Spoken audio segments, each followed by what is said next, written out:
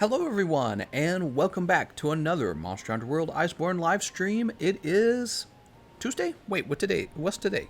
No, it's like Thursday or something. It is Thursday, haha!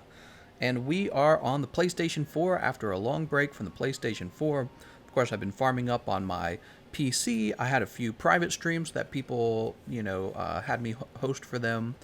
And I've just, in general, been very busy. We're still waiting for Elytrion. No news on Elytrion, which means he's guaranteed coming out in the next week. Get super hyped, guys. He's almost guaranteed coming out. No, I have no clue, obviously.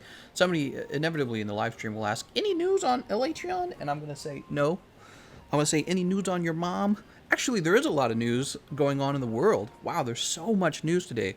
I was just reading that there was an attempted mass shooting in a road that connects the state of Kansas and the state of Missouri, and a soldier actually ran over the gunman, which stopped him from massacring a bunch of people in their cars. It's like stop traffic or something like that.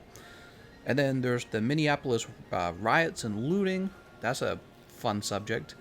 There's Donald Trump passed an executive order that said that social media companies have more like liability or something like that. And I guess he did that in response to the fact that when he tweets now, they like fact checked his tweets or something like that. It's so crazy. What a crazy time for the news. But no Elytrion news, so let's buckle up. We can chat about whatever you guys want to chat about. You can ask me questions about how to play the game, and I'll answer them incorrectly, and we'll beat up some monsters, and the monsters will beat up us. How'd you get that awesome Palico armor? This is exclusive to the PlayStation 4. Exclusive to the PlayStation 4. Whose exclusive content? Our exclusive content. Saul says, imagine kicking people out of your quest because they took a single defensive skill. People don't know how to enjoy a game. Oh, he's referencing... Okay, so I put out another video today. It's my endgame greatsword build. And some guy was so mad that I was showing people how to build, Divine Blessing Secret, that he's like, if I see anyone in my quest with Divine Blessing Secret, I'm going to boot them out. And it's just like, really? I mean, that's the guy on your team who's least likely to die. He's got Divine Blessing Secret.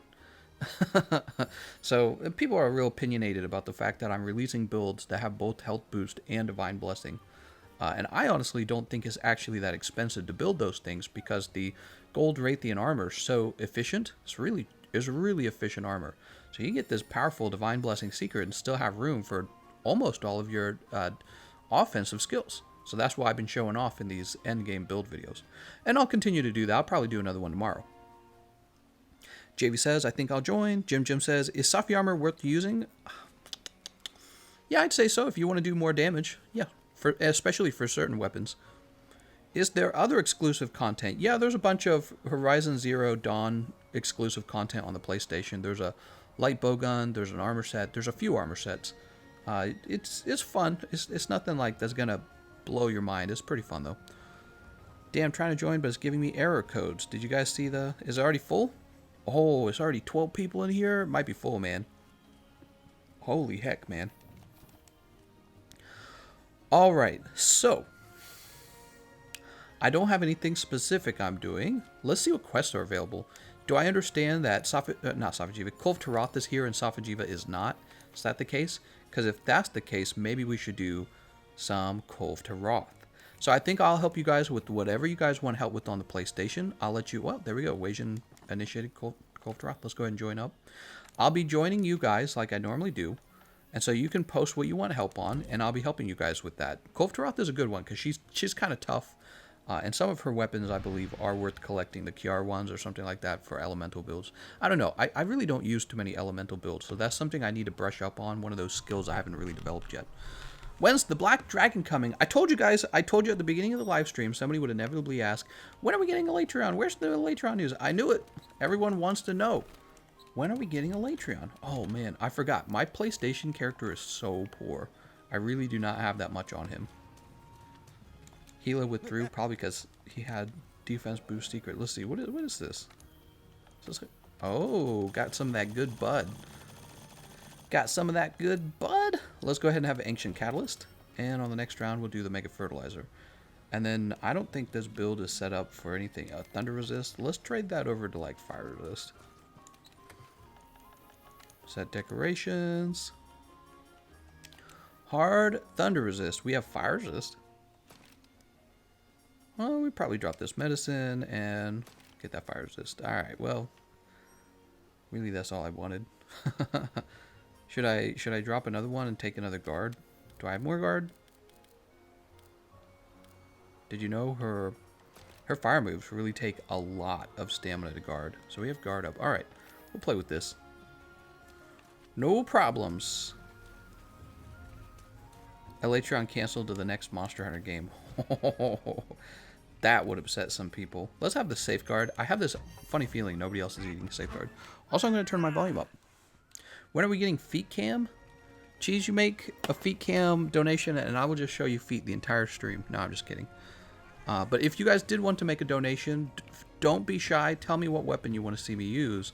People who make donations can make weapon requests and I will play with whatever whatever weapon you request. So you have the ability to change what we do in the live stream. Lance main joined. Hope I don't get kicked. Nobody's going to get kicked for playing the Lance. Imagine having water resist 3 against Kulve. Wait, do I have water resist? I do. Oh my god. Let's fix that real fast. Got that good water resist for Kulve Taroth. Don't worry, guys. Take this off. I honestly have no clue what to put here. Let's put... Oh god, I have no clue. Destroyer, destroy it.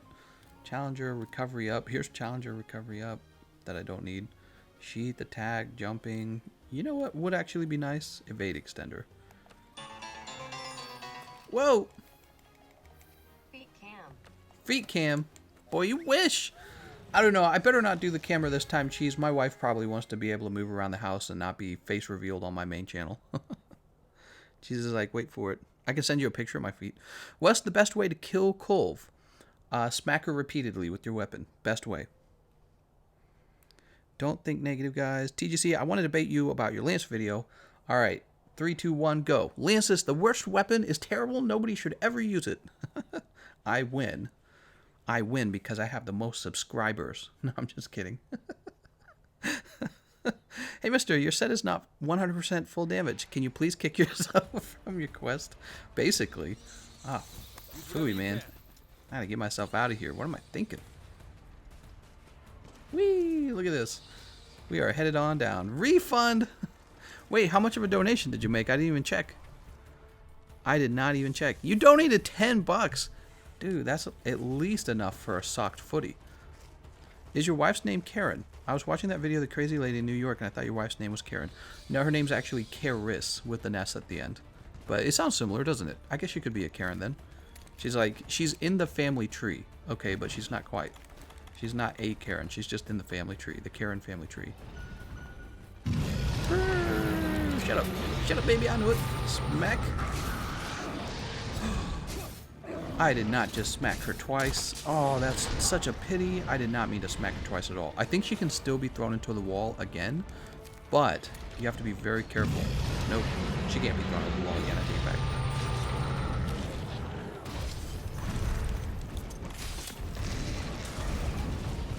Put this on real fast. Ooh!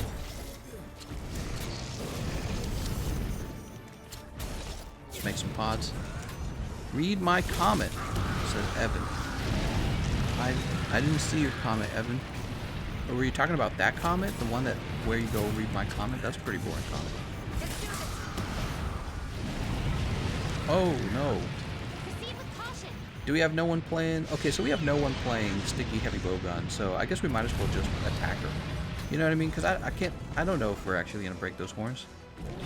I'll try to hit her in the horns when I can, but we'll have to see. Oprah's like, refund, refund, refund. Oh my god, Cheese, what the frick, Cheese? We find out Cheese actually does have some kind of weird foot fetish. That's the Arshan Laird, right? Yep. Kara sounds like carries, and carries means in English carries. Well, in American English, it means my wife.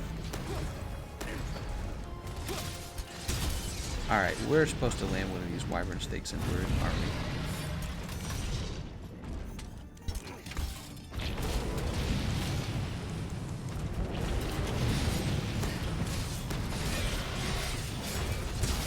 Oh, did we land it? No, we didn't. I'm about to be smacked. She's evolving, but she's no. Okay, I'll stop it. That's okay, Cheese. You don't have to lie about your full fetish. Genchio, I guess maybe you should have played with the probably should have played with the Lance, man. What were you thinking?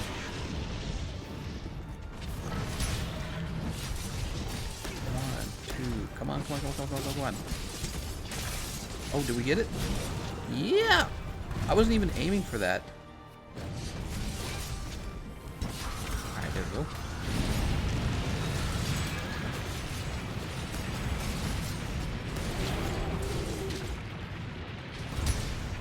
I heard that people are using slapstick setups against her rather than shelling setups with the Gunlance, but I would know nothing about that.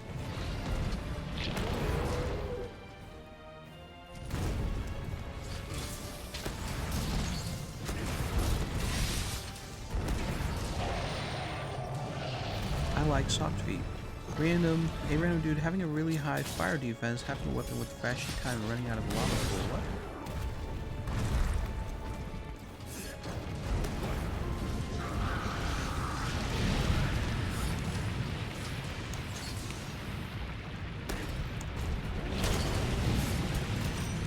I feel really immobile versus her.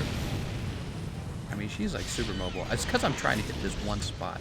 That's what's doing it.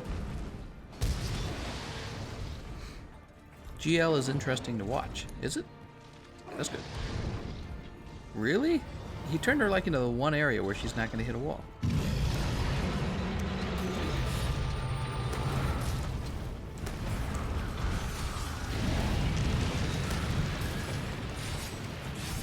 Yeah, actually, it's really tough to stay on her. You know, we've got the Wyvern Blast sticking out of her, but we can't actually focus on it. She's, oh, this is gonna have like really far reach. Genchio, no!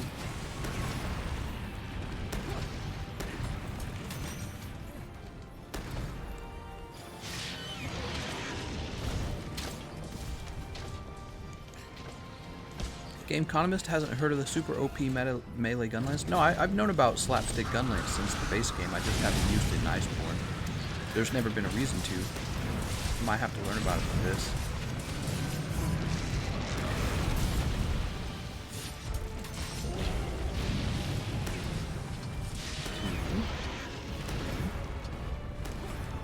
I loved normal Gunlance in base world, but it's not really that viable compared to wide and long shelling, right? Well, it was never good. It wasn't really good in the base game either. In the base game, you used wide shelling. Like, anytime you watch a speedrunner, it was wide shelling. They very rarely used normal. And when they used normally, it was more like a, wow, look, he used wide, or he used normal shelling. Isn't that cool? You know, it was kind of like one of those videos. See, it was like one of those videos like, wow, see, you can use normal as well. But then if they're fighting something like Extreme Behemoth, it was always normal shelling. Hammer? Heck yeah. It's like getting paid to use my favorite weapon. Easy mode. Slapstick is just a meme in Iceborne. I heard that speedrunners are actually using it against this Master Rank Kulve Taroth. Someone told me that. I think it was a fan.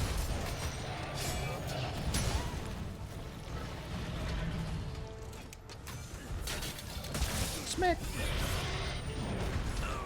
Ow. Guess I couldn't go into the guard soon enough.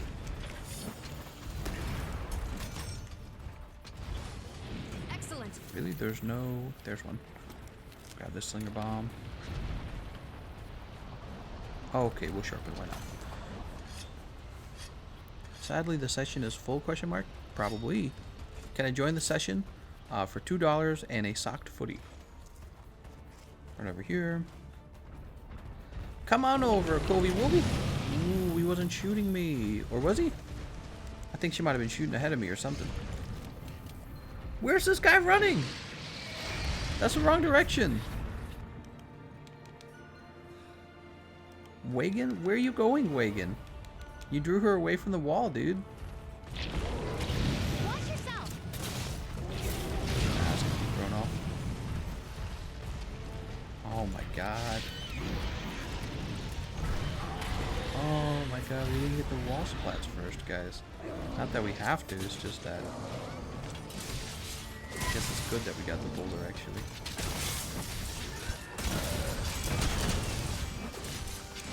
Oops, I messed that up.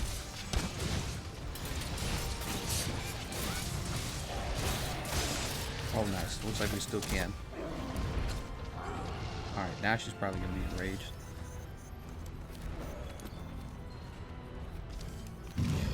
Yep, she's mad.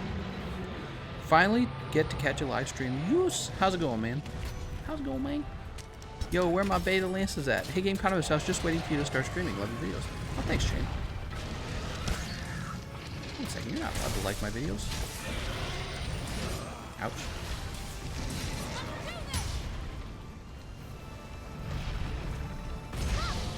Where do you guys think is the best place to land this?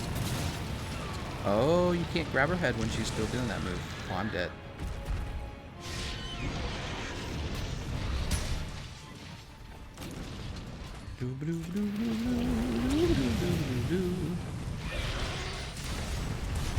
I don't know. I feel like I'm actually having a tough time. I think part of it is, oh, I actually know I should land it on the hind legs. They're close. God damn it. They're close to the ground, and she pivots on them. So if you're going to use Gunlance and you're going to use shelling, you'll want the Wyvern Blast on her hind legs. Is this my first time using Gunlance versus Kulve Taroth? So one of these legs would be perfect. But of course we're never going to get that. Dude! Get off of me! Let's grab this real fast. Let's try that again.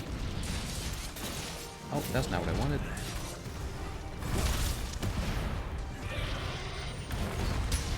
Alright, let's try this again. No, I'm trying to load! Oh wait, we don't have any pods. We didn't pick up the pods. That's why it didn't work. Once not knowing how to escape the lava, I died 4 times and failed the quest. I don't know why I could die 4 times, not 3 times. Most likely because somebody ate feline insurance or feline safeguard. You died 4 times.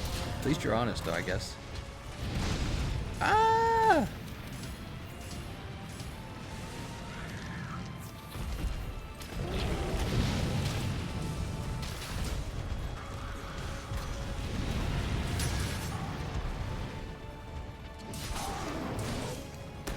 Mounted? Got him. Finally, dude. Now we can start contributing. All I've done is get thrown around like a ragdoll. Her body's too big. You really can't take advantage of the worm stake blast. Wow. I've been hit twice by that move. It's like her slowest move. Is she out of here?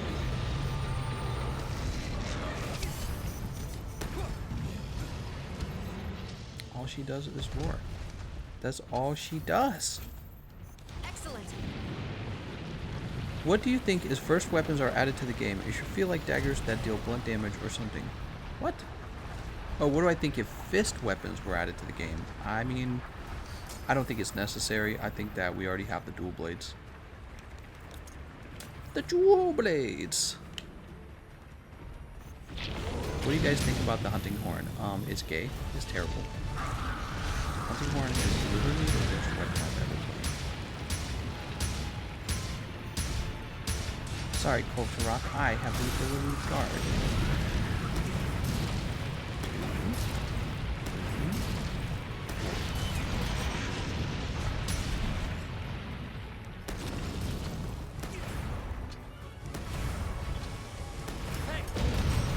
Okay. Just gonna shoot you in the tail. Gonna shoot you to the lead.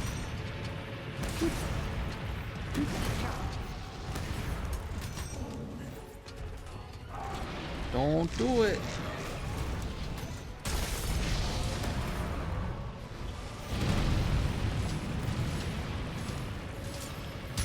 Stand here in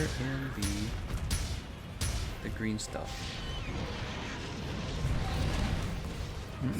No, no, no.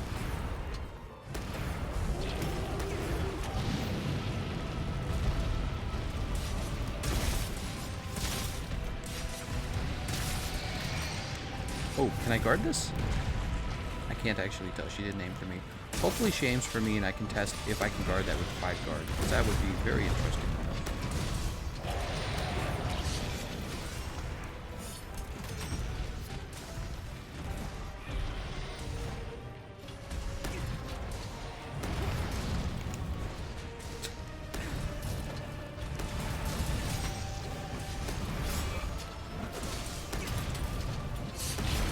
I bet it would be hard to get this off.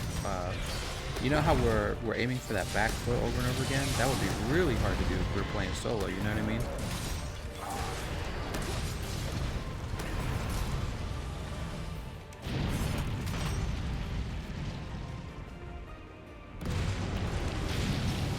Reload the worm steak. I'm dead. I'm not dead. Take his ugly mantle off. Okay.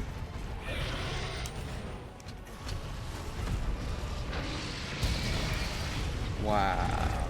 Lame. Gunlance go boom. Lance go weak poke poke. Those are facts. Facts, people. Oh no! I don't want to be trapped. Don't trap me. Is Gunlance all around better than Lance? The answer to that question is yes. Yes, it is. It does more damage, and it has more room for defensive skills. But it doesn't have dash attack and counter attack. Just dodge through the monster's move, honestly. When you see Gunlance players, they just dodge through everything. Boop. It's almost like you never needed a counter attack. Actually, you know what weapon has a really good counter attack? The longsword. That Foresight Slash has like double the iframes of anything in the game. It's actually extremely useful.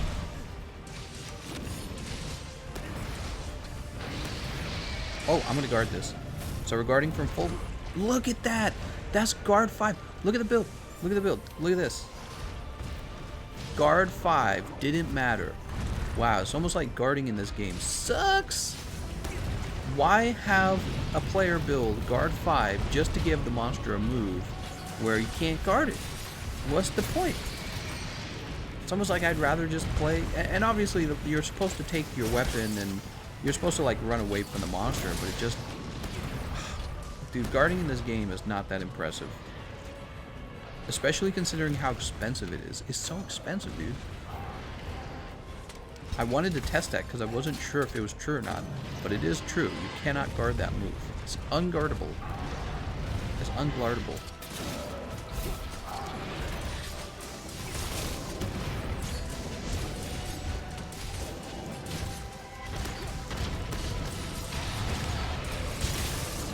Alright, there's the worm steak.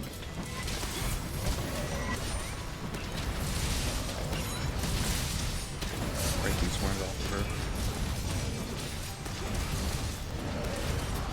There they go. Good job, everyone. Gotta get us some horns.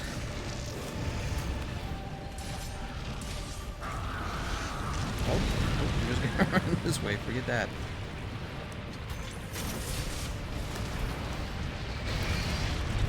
Power guard from the Lance can block the super belly drop. What? Lance OP!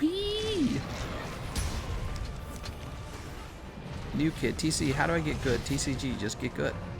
Why don't you just get good? Advanced guide. Lance sticks to a monster, it keeps up constant offense, but if you're not able to use Lance... I disagree with that, actually, David. So people use this argument for Lance. Here's what people do. So when it turns out that the Lance actually has a really crowded build, and when it turns out that the Lance is doing the least damage of any weapon in the game, I think people do this thing very naturally. It happens all the time in RPG games, where they try to look for the positive sort of like identity for a weapon. You know, they kind of go, okay, well, so what does this weapon do that makes it different from the other weapons? So people are constantly trying to find these things for the Lance that make it like distinct and distinctly good at something in particular. So there's this new thing people say now, oh, well, Lance sticks to the monster really well. Let me talk about a weapon that actually does stick to the monster really well. Any weapon with really fast movement speed. That would be like the dual blades. The dual blades, I was playing those yesterday for like 4 or 5 rounds. Dual blades actually do stick to a monster incredibly well. The lance has a slow walk speed. So what the lance has to do in order to, quote, stick to a monster, it has to use the dash attack. But the dash attack is very limited in what it can do. It can continuously move forward, or it could stop in a really slow guard, or it can stop in a finishing thrust, which, by the way, is very punishable. So when we talk about weapons that stick to a monster, I have to say two things. All weapons stick to a monster, all of them, except for, I guess you could say, the ranged weapons, which don't literally physically stick to the monster. But the funny thing is, they actually tend to have even better success rates at attacking a monster because they don't even have to stick to the monster. Their move sticks to the monster, right? So ranged weapons stick to a monster incredibly well. The dual blades, the sword and shield, they have a very fast sheet time, and then you can go right into the regular run. This lets you stick to a monster very well. And so if we were to create a list, weapons that stick to the monster versus weapons that do not stick to a monster, you would find that almost all 14 weapon classes are very, very similar in their ability to stick to a monster. That's what you would find. Can I dodge this? Hey, I dodged it. Did you see that? We dodged it. So you would find all 14 weapons are capable of sticking to a monster, and then when you start asking, what are the qualities that allow you to stick to a monster even better? It would turn out, first of all, ranged weapons, which aren't forced, they're not forced to stick to a monster. They would probably be at the top of the list. Think sticky hammers. I could shoot Kulve Taroth halfway across the map. I'm effective. I'm doing what you're supposed to do in the game. You're supposed to deal damage. And I can do it without even getting close. So, you know, there's nowhere Kulve can run from it. Then you would get most weapons would be in the middle. Yeah, you just, oh, how'd we lose? No! I was so busy talking, I wasn't even thinking about the fight. But my point is, with the lance having the dash attack, I'm actually not impressed by the dash attack. And I'm more impressed with weapons like the dual blades, which have a very fast forward dash, right? Like that forward approach that you get from the O button, or the circle button. I'm sorry, I'm so used to playing the Xbox controller. That forward dash, when you press the circle, that actually lets you stick to the monster like crazy. So that would actually rank above the lance. So lance would more like be in the middle. It doesn't have this I can stick to the monster identity. The dual blades actually does have an identity of being able to stick to monsters. It's incredibly fast. Fast sheath means you can run up to the monster in a zigzag pattern. You can dodge whatever you want to dodge. Good iframes, no hops. And you're not forced into this sort of mechanically clunky dash attack. You can go into its dash comes out like instantly. It's like that. You just cover a huge range of ground. So I wouldn't give the lance an identity of being able to stick to a monster. The truth is all 14 weapons do it pretty effectively, all 14. I would say probably the Gunlance ranks at the bottom at being able to stick to monsters, okay? But even the Gunlance doesn't have that much trouble, you know what I mean? It's got the long shelling. It's pretty good range, right? Long shelling.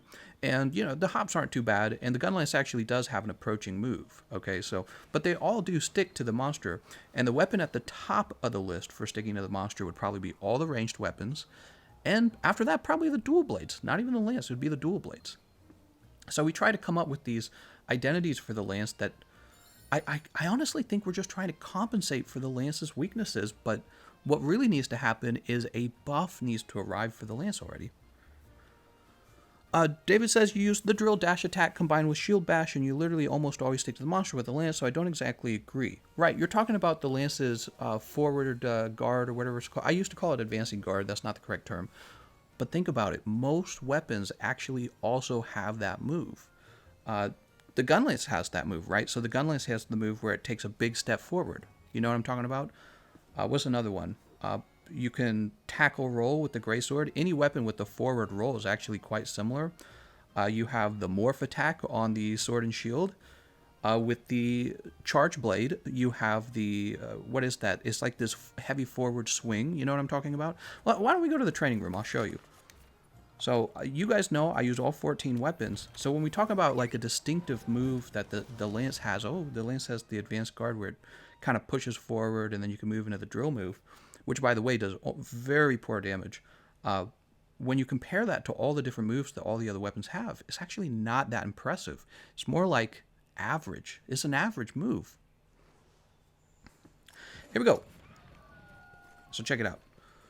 So we all know this. The Gunlance has this move.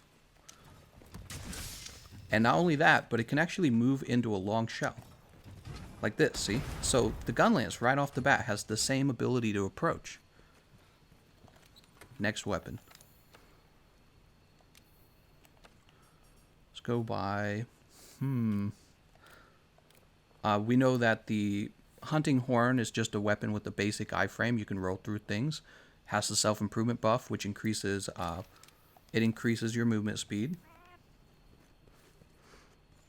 Now, obviously, the bow has this. Not only that, but the bow is a ranged weapon. So you would say that the bow sticks to the monster are probably better than a lance because it's not hindered by the same range of attacks. It actually has really strong attacks. Here's the hammer.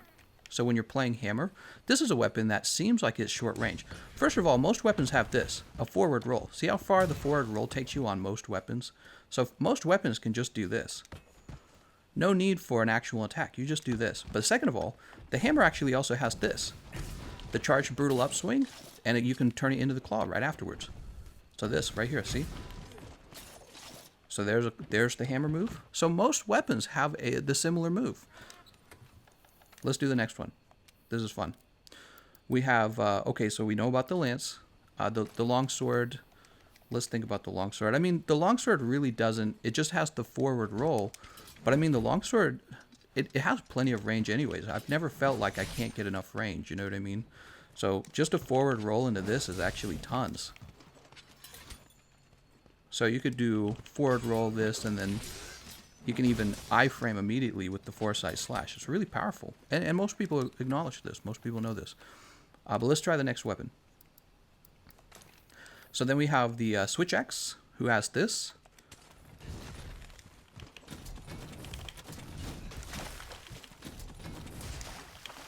Oh, hold on, I did it wrong because I suck with this.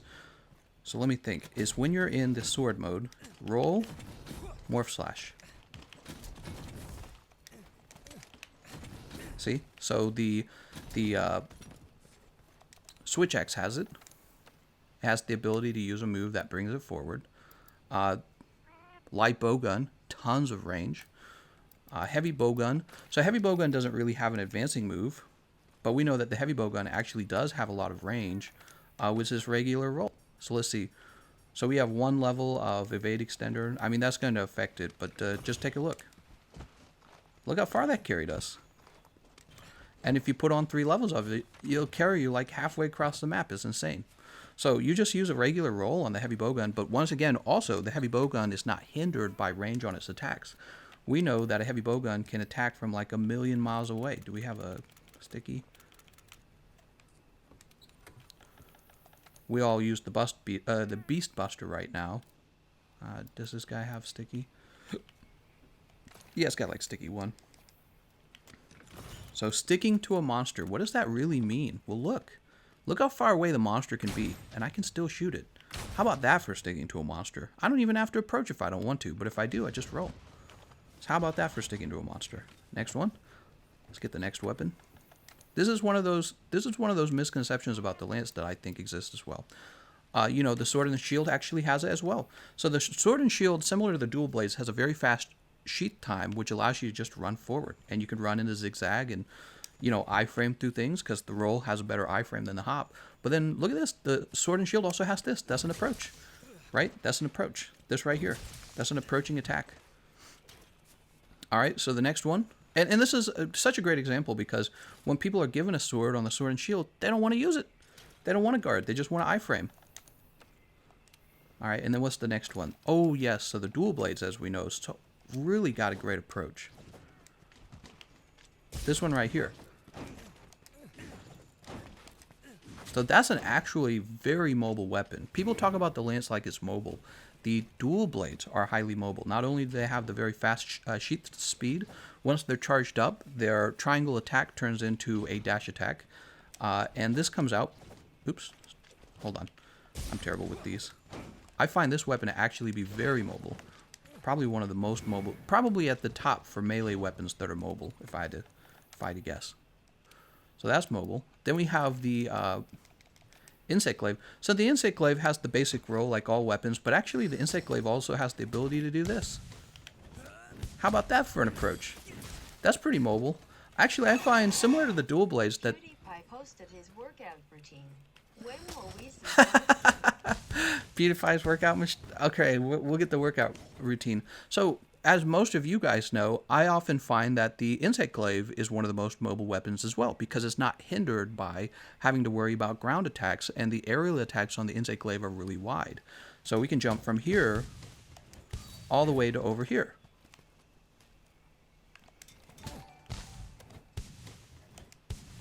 That's pretty good. And you're airborne the whole time. And if you want to finish into a powerful ground attack, you can do that. So the insect glaive is quite mobile and quite capable of sticking to the monster. And then even the charge blade. This is what surprised me. So I didn't know this about the charge blade because I was still learning the charge blade. The charge blade has this right here. See this move? The dash slam. That's what it's called. The dash slam actually has tons of range. Check this out. Whoa! It's a combination of the fact that you run forward during the dash slam, and the charge blade has a lot of range on its attacks. Look at the size of the weapon. It's kind of like the great, maybe longer than the greatsword. So even the charge blade has a ton of range these days. So the idea that one weapon sticking to the monster more than the other weapons is a misconception. All of the weapons stick to the monster. Let's try another one. Let's see if another one does. So that's the sword and that's the charge blade, not the sword and shield. I'm a doof. Is that all 14? Hammer. The hunting horn, maybe it didn't really have much, did it? So the hunting horn, it has the self-improvement buff. So right, and it says movement speed up because that's literally what it does. It gives you an increase to movement, and then you have this forward roll. So technically, you have one of the better forward rolls. And I mean, I guess the hunting horn has some decent range on its moves. So why, look. When this weapon is actually, look how fast you run actually. So when this weapon is drawn, you actually have good walking speed and the ability to iframe through things and just roll forward. The truth is you don't need the drill attack. Change weapons. See you later, Saul. Saul wants to be here for the card stream. Yeah, we'll be having a card stream later today, guys. So, and then we jump back to the lance. And my opinion is that similar to the other weapons, the lance is kind of like just average at sticking to a monster.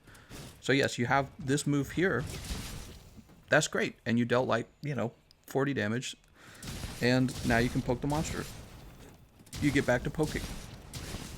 But then in moments where high mobility is really useful, you're either using this or you're using this to move around, and it's just about as good as the Gunlance, in my opinion. It's just about as good. The dash attack is better than Gunlance because it can run continuously. So if the monster has more distance away from you than a single, like forward attack would bring you into range, that's an advantage for the lance, which is why I call the Gunlance the least mobile weapon in the game. I think that the Gunlance is the least mobile weapon. But on the other hand, I don't really feel like that's such a problem. I don't really feel like it's a big deal. You can catch up to the monster in a pretty reasonable amount of time, and if you're playing solo, then it really doesn't matter. So that's my opinion. Some people call the lance an aggressive weapon. I don't believe in that either. I believe all weapons are pretty equally aggressive. You attack just about the same amount with all weapons. And I think the reason people call the lance aggressive is because you can do this. You can poke the monster and just stand there really close to the monster.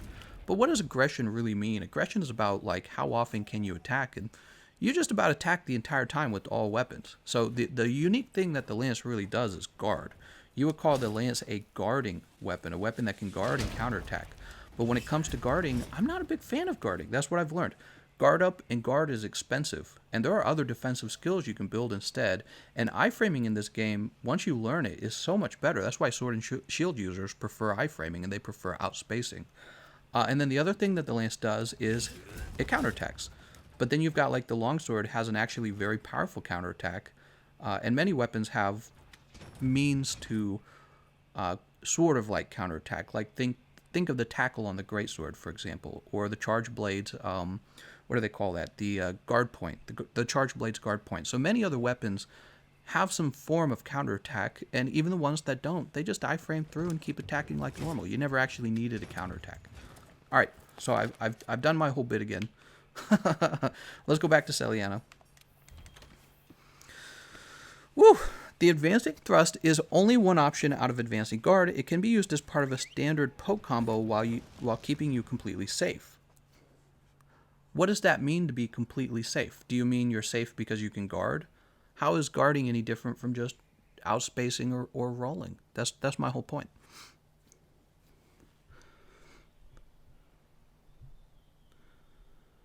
So let's see. Advancing guard is better than iframes. I don't know if I would agree with that. Spark says, Happy National Cheeseburger Day. Today, everyone, get cooking. David, you are a godsend. If you use back hop on a Gunlance to cover distance, it can be pretty mobile. Well, yeah, I would agree with that. The whole point is that when we use words like mobile, when we use words like aggressive, we're not talking about those words being used in a vacuum. So technically all weapons are mobile, right? But what we're really doing is we're creating sort of like a tier list in our minds of who's the most mobile, who's the least mobile. And so once you start creating this tier list, you learn two things. All the weapons are fairly mobile, but also there's a few at the top and there's a few at the bottom when it comes to mobility. And what players who love their weapon, what they tend to do is they take their weapon and they kind of learn, how do I play this weapon really well? And they get so good at playing the weapon that they almost, in their mind, they think that there's nothing wrong with the weapon. And, honestly, there's nothing wrong with the weapons other than the fact that Lance could probably use a damage buff. But again, I'm somebody who's creating sort of like a tier list, and I'm saying, well, at the bottom of the tier list, you're going to have this weapon here that is not really so good at this thing compared to the other 13 weapons. All right. Guard points are a big part, can be followed by SAD or SAD right after, and on most occurrence can cause a stun or flinch. Well, yeah, exactly. It's actually a really powerful counter. All right. Let's do it. So, somebody asked for the hammer. Let's go ahead and grab our hammer build. But yeah, it's a subject that I get so nerdy about because I play the game so much. Doesn't necessarily mean I'm right, but those are just my thoughts on it. Honestly, those are just my thoughts. I've got an opinion that I've developed over a long period of time.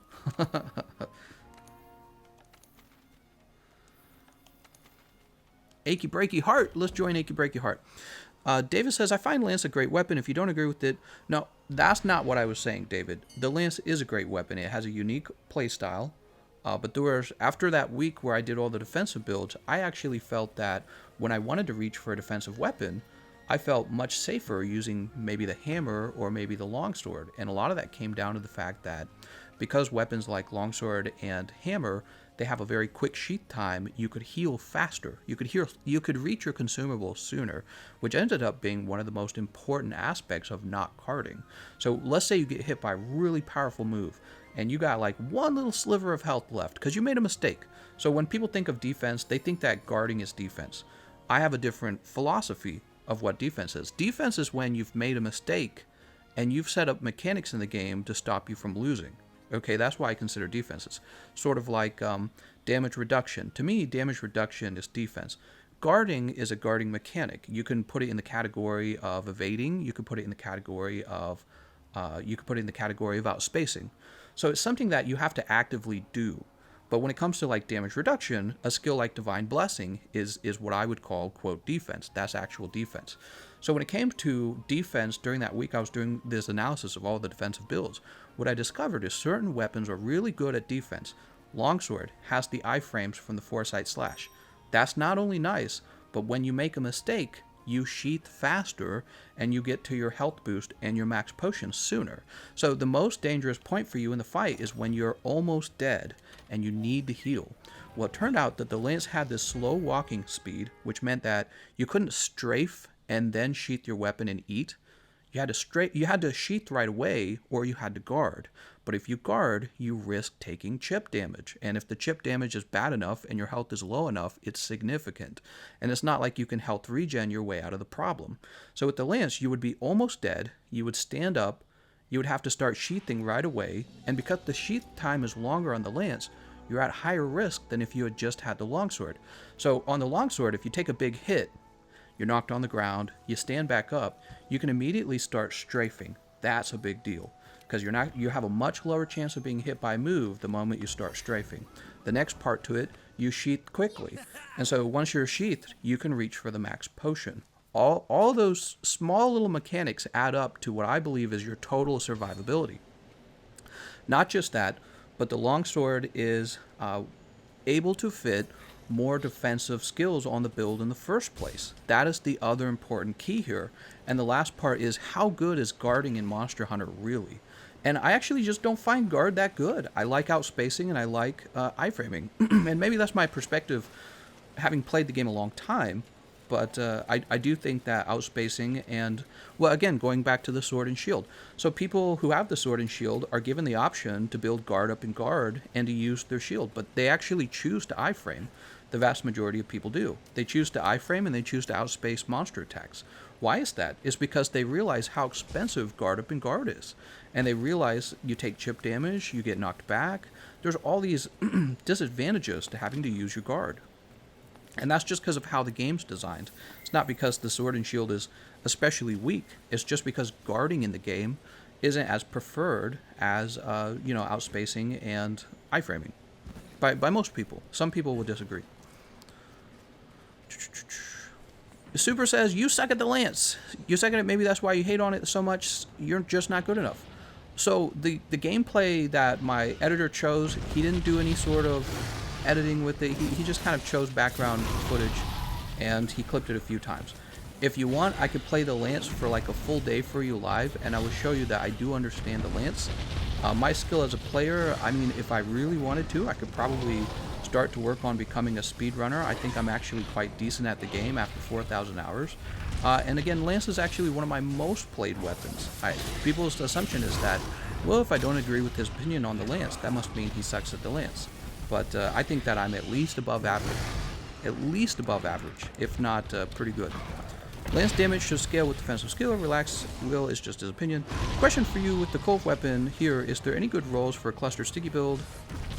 Question for you with the Kulve weapons here, is there any good roles for a cluster sticky build? Should we stick with Magda? What? I'm confused. Isn't there a skill that buff damage when you perfect guard? Yes. So this is called the, it's got a name. It's called offensive guard. And people say, hey, the lance has offensive guard.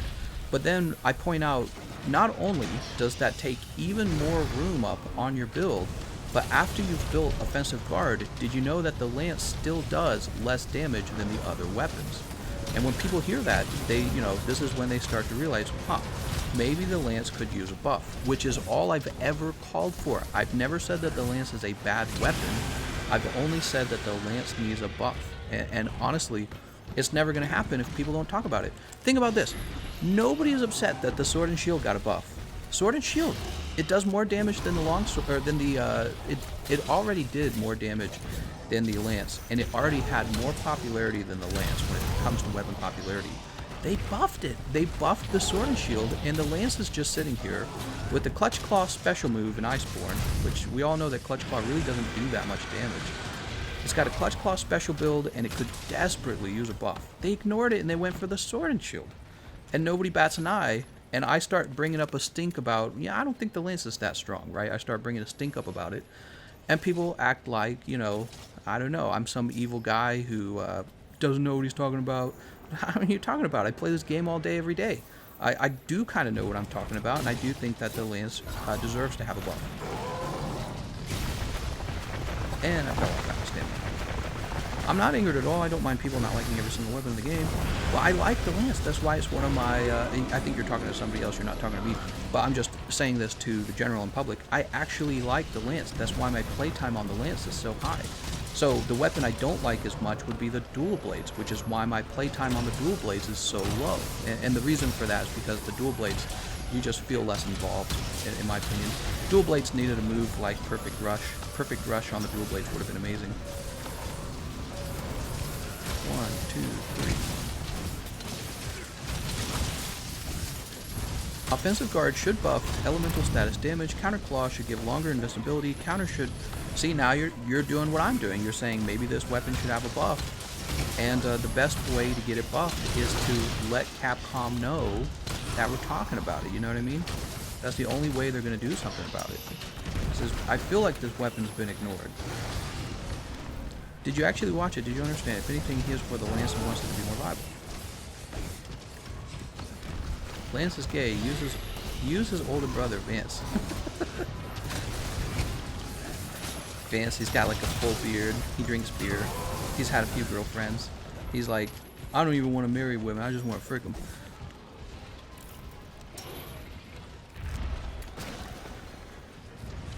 Oh my god. What the hell was that? I like picked up 5 different items.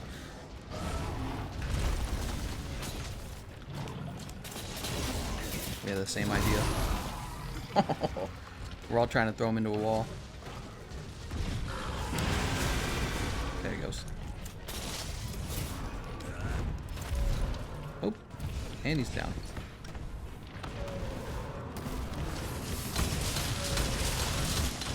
Woo! Loving the hammer. I just like giving you a hard time. Oh, no problem, man. I switched to Sword and Shield, moving away from Lance a few weeks ago, and I'm really enjoying it. Oh, nice, man. Really, everyone should learn to play all 14 weapons, is my point of view.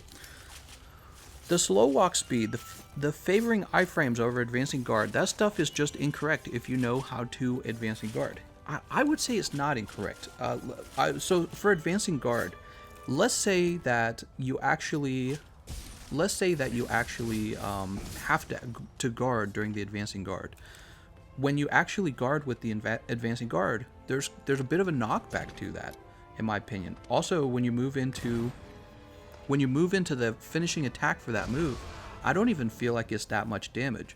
So this is the other thing I would say. So for people who think that the Lance is super mobile just because it has the advancing guard move, when you watch speedrunners play the Lance, they almost never use that move. Seriously, go watch them play.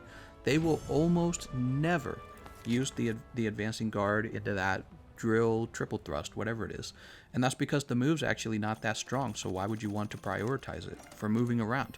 So if you spent all your time moving around with the Lance using that move, you're just not going to do anything. And this is, I'm not saying that you have to do tons of damage all the time, only that people figure out which moves in their moveset are performing best, and they gravitate toward the powerful moves. Like the Greatsword, you try to use TCS all the time, you don't really use the other moves on the Greatsword. So it's like, well, I could be using this drill attack with the Lance, or I could just iframe with the different weapon. I could use the overhead slam on the charge blade. Man, that's powerful. I could just never have to move forward and use one of the ranged weapons, and still have a shield. Ironically, you know, the heavy bowgun, it has a shield. Never have to use a shield. Let's see. Join quest.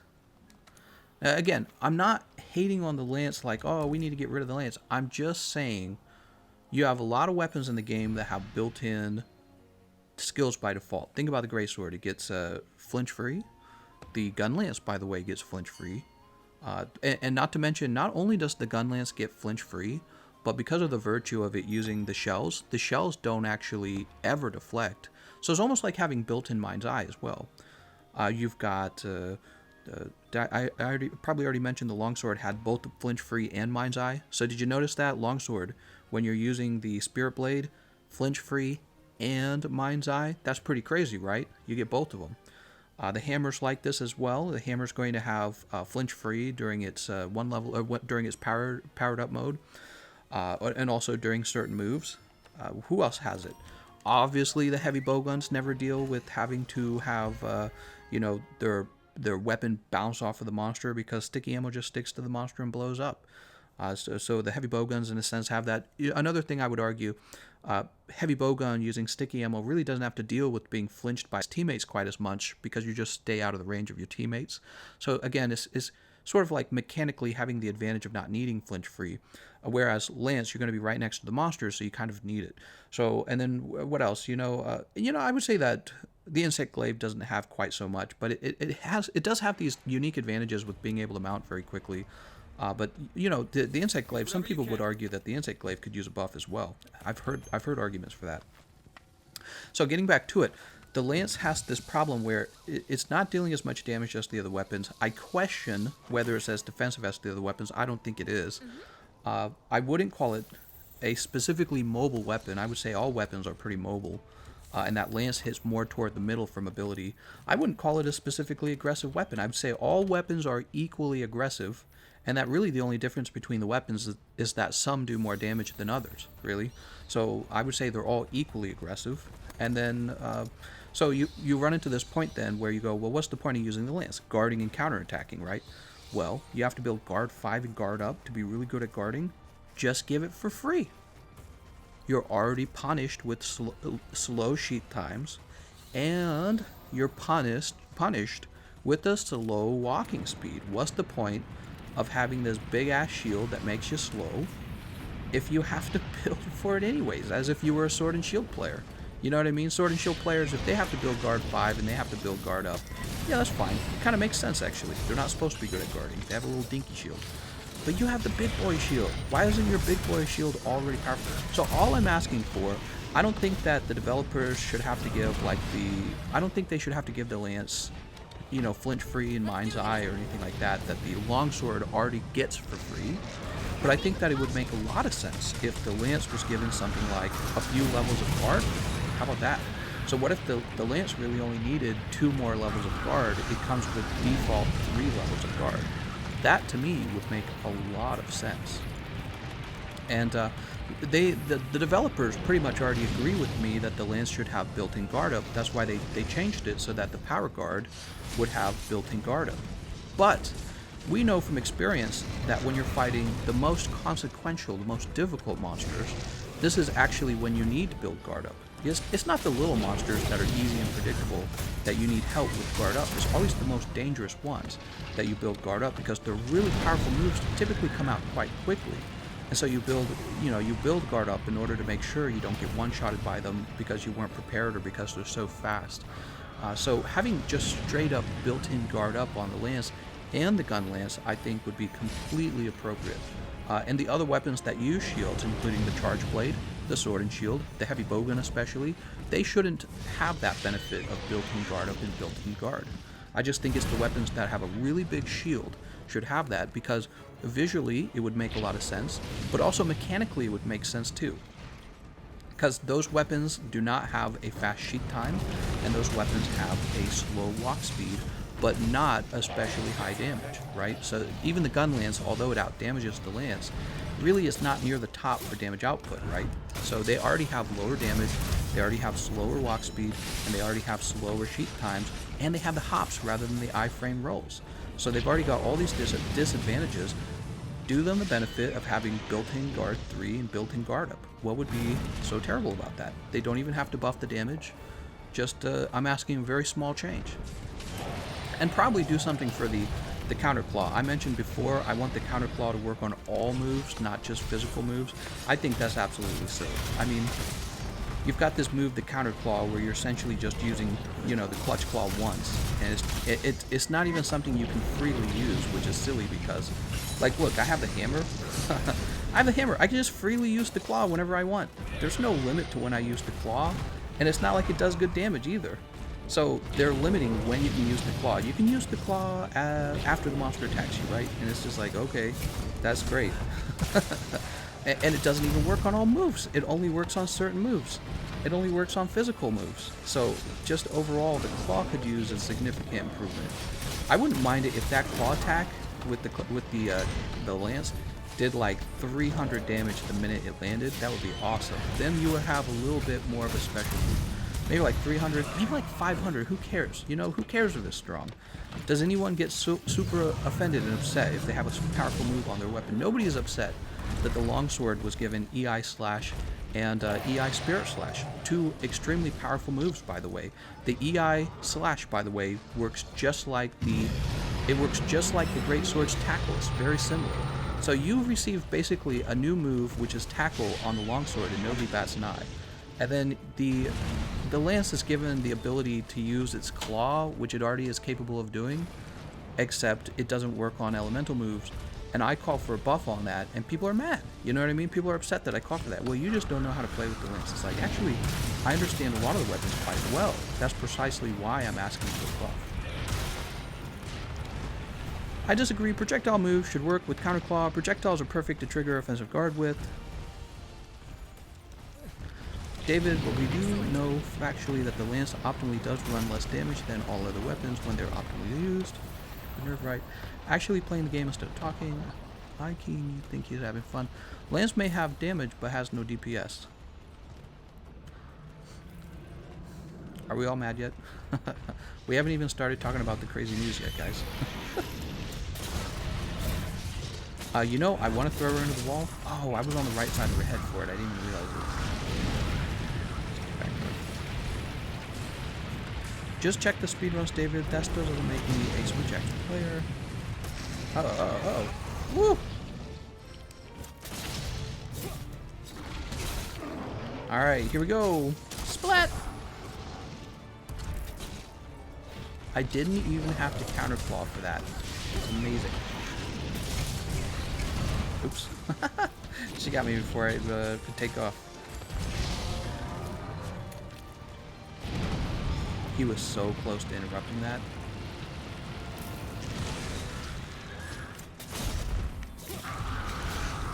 No, I'm so dead.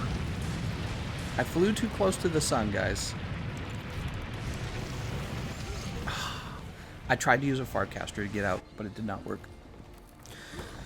You do not have time for a Farcaster. I wonder where that subreddit is. I know, it was pretty crazy. So, it is even viable to play Lance and be useful. Yes, the Lance is not so far behind the other weapons that you can't play it. I'm only asking for a buff to make the Lance more, I would say, equal to the other weapons. So I think that's probably one of the things I did wrong in the video, is I probably made it sound like I think that the Lance is total garbage and you should never use it. That was not the point I was trying to make. The point I was trying to make is that I think that the Lance should probably receive something like built-in guard up, like real built-in guard up, and probably something like built-in guard 3, and they should consider buffing the counterclaw to have more invincibility, maybe a little more damage, and they should probably consider just a straight damage buff to the Lance, which would affect the Lance's ability to get health regen, but also just bring it more into equal standing with the other weapons. And I think, I don't know if I already mentioned this one, but they should also remove this whole issue where you can try to counterclaw in multiplayer mode and have your teammates activated for you, which is absolutely just ridiculous. Like, how are you supposed to play? That's a fundamental part of the weapon. How are you supposed to play properly if your teammates are going to activate the counter guard on your weapon? It's like if your teammates could activate your attack early on the greatsword. You know what I mean? So imagine you're playing greatsword, you're charging up an attack on the monster, you're trying to time it correctly, and your teammate sets it off. That's so silly. It's brokenly silly. That's how silly it is. Nobody should be activating your attack early for the greatsword, and most people would agree with that. But then when it comes to the Lance, you know, we don't see a buff, we don't see a change for it, and it definitely deserves it. And the only way it's going to happen, again, is if we talk about it. We have to talk about it, we have to let Capcom know that we would like to see that change. Again, when we take a look at popularity too, even if people get really mad about my opinions for the Lance, which they're welcome, you know, everyone's entitled to their own opinion, but also when you look at the facts, people aren't playing the Lance. The Lance has one of the lowest population counts, like 1% of people are playing Lance right now. So you want to fix that, you got to make the weapon feel better.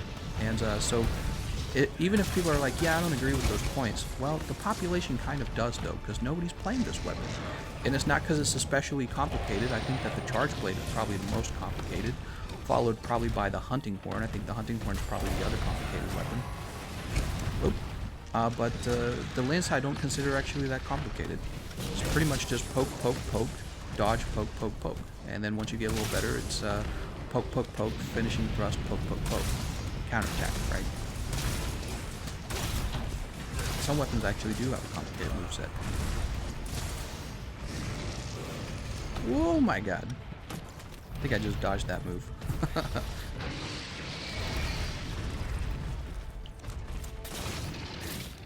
Oh, Kulve's gonna leave. Ouch. Let's get our Temporal Mantle ready. TGC, I have 1,000 hours total playing only Lance. I just feel there are mechanics you aren't properly implementing and therefore had misconceptions on. Okay, so instead of telling me that, instead of saying I feel you're wrong, what would you say like, be more specific, I think is what I'm saying. Explain what you think I'm wrong about on the things that I brought up. And I'll try to answer you. I apologize. I probably don't always see your comments, just because I'm like halfway playing, halfway reading the comments. The more reading I do, the more likely I die. So I'm trying not to lose for my teammates. For the casual, I definitely see why you would want Lance to get buffed. People want flashy moves, charge. No, it's not just about flashy. Again, it's about bringing the weapons into balance, I would say. To me, it's about bringing the weapons into balance. Can you play Lance right now? Absolutely you can. You can definitely play. It's totally viable. Somebody said earlier when Kulve Taroth came out, they said you can solo Kulve Taroth with the Lance too. And I was kind of teasing them because the fact that they have to defend the Lance and say something like that already shows you that there's a problem. You know, that you have to say something like, well, you could do that with the Lance too. You know, it already gives people the impression that even people who like the Lance are aware that it's more challenging to use the Lance because maybe it has a deficiency in some aspect of the weapon. The Lance is a beast at mounting. I would not even agree with that. So I used to think that when I played the Lance all the time, and now that I've played all 14 weapons and understand what kind of mounting options you have for all weapons, I would say that the... God damn it. I would say... Oh, nice. Let's get over to the head. I would say that the Insect Glaive, the Greatsword, and the Hammer are extremely good at mounting. And the Lance, oh, even the Sword and Shield is better at mounting, I'd say, than the Lance. Yeah, the Sword and Shield is definitely better. So you've got several other weapons that are much better for mounting. And the fact that the Lance can mount without having a ledge is impressive. But it turns out there's very few fights where there are also absolutely zero ledges. Almost all fights do have a ledge, including this one, by the way. We've got the pole in the center, right? And it's quite a good pole. Check this out. See? Huh? Not bad, right? That was 600 damage, by the way. Oh, there we go. Mount with the hammer. So we dealt 600 damage twice. How much would we have dealt if we used the dashing attack on the... how much damage would we have... Mounting damage would we have dealt with the Lance if we were just using that jump poke? Well, probably about 80 damage per poke. And then what you would have seen is somebody else would steal them out. Somebody like the Greatsword or the Hammer. Because those weapons are really strong for mount damage. Whereas the Lance actually has kind of lower mount damage, and the only thing that the Lance is doing well with the mount is being capable of launching itself into an aerial attack without a ledge. But again, most fights do not occur without a ledge nearby.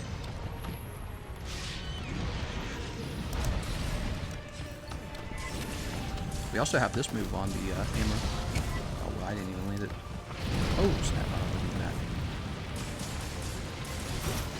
Super fun when they're like, how do they mount Safi in Area 1? Why did they not wait until it was necessary?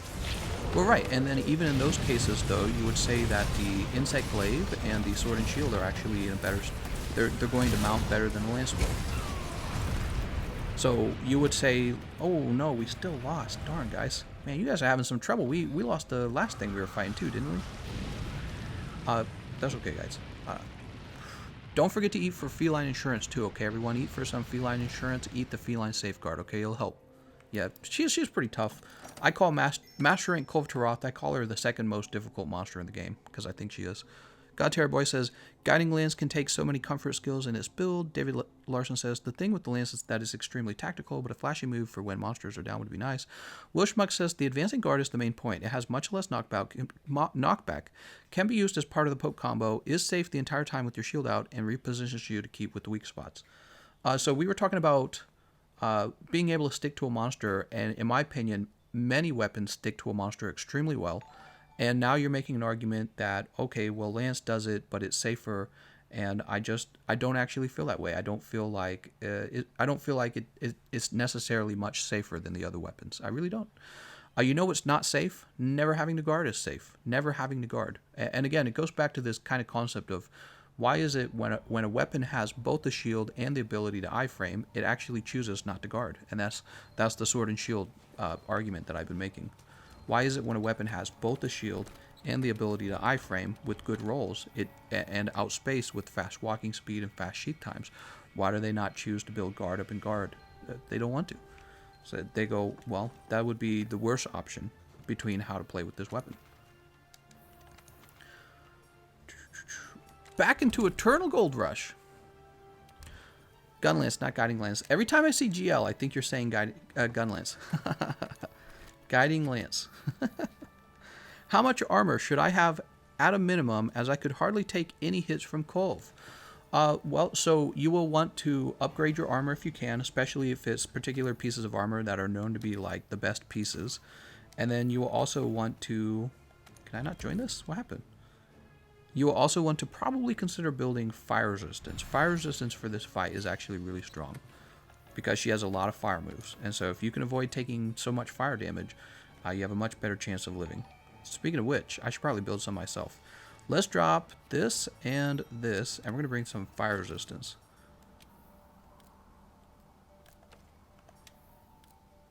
Although I didn't die. Alright, I guess that's what we have. So fire resist, fire resist.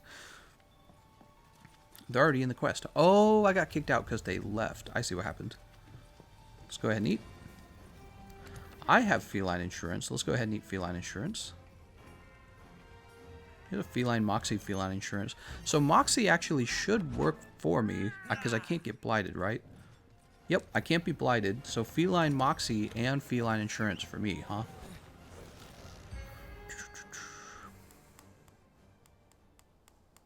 Kulve is miles better than Safi, but the first encounter with Safi'jiiva was, oh my god, legendary. Yeah, he was pretty cool, I agree. Safi'jiiva was really neat. I think that for the siege, they probably, for the Safi'jiiva siege, they should have come up with maybe like some new mechanic that wasn't just break his parts over and over again, which is the same mechanic we had with Kulve Taroth in the base game. So they needed to come up with something more original, in my opinion, some other quest-related difficulty for you to pursue. The other thing I really would have liked to see in the Safi'jiiva siege that we did not actually see, where's the Gatling gun? Remember the Gatling gun we had during the story mode? Well, they worked on that. They developed that, and it was actually really cool. And we still haven't seen it like 8 months out after the launch of this game. They definitely should have had the Gatling gun. It would have been so much fun to use that during the Safi'jiiva fight. So they should have had a different mechanic that wasn't part breaking. The Gatling gun should have been there. Remember, with Kulve Taroth, you actually have the first area where you're able to use the cannons, and it kind of forces you, if you want to use them, it kind of forces you to learn how to use the cannons.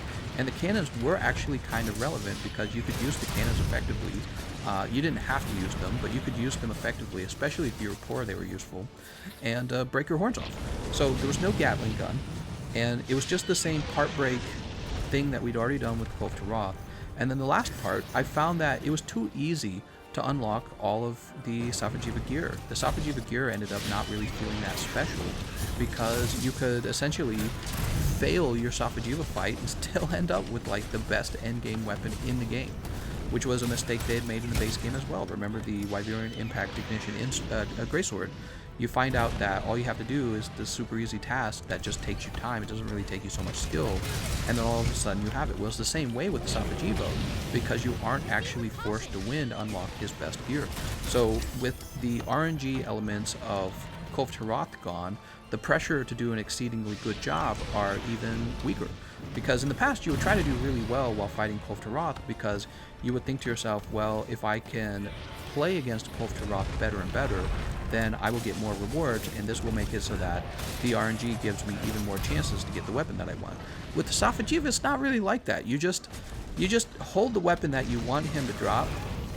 He drops that weapon, and then you upgrade it. It doesn't take you an exceedingly long time to do this, and you don't even have to win. You just wait for somebody on your team to win, you know, and then you get fairly reasonable rewards. So there's just many mechanics to the Safi'jiiva siege that I think were not the best decision to make him feel like an endgame activity that was really fun and exciting.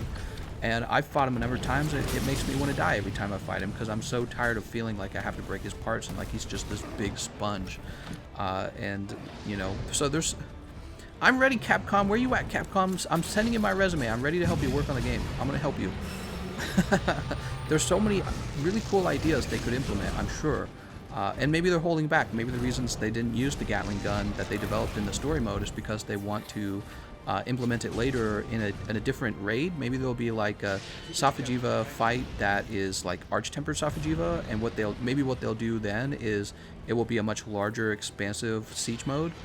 So who knows? But we'll find out about that in the future. I do have faith in the Capcom team because they seem like they play their own game, which these days seems actually quite rare for video games.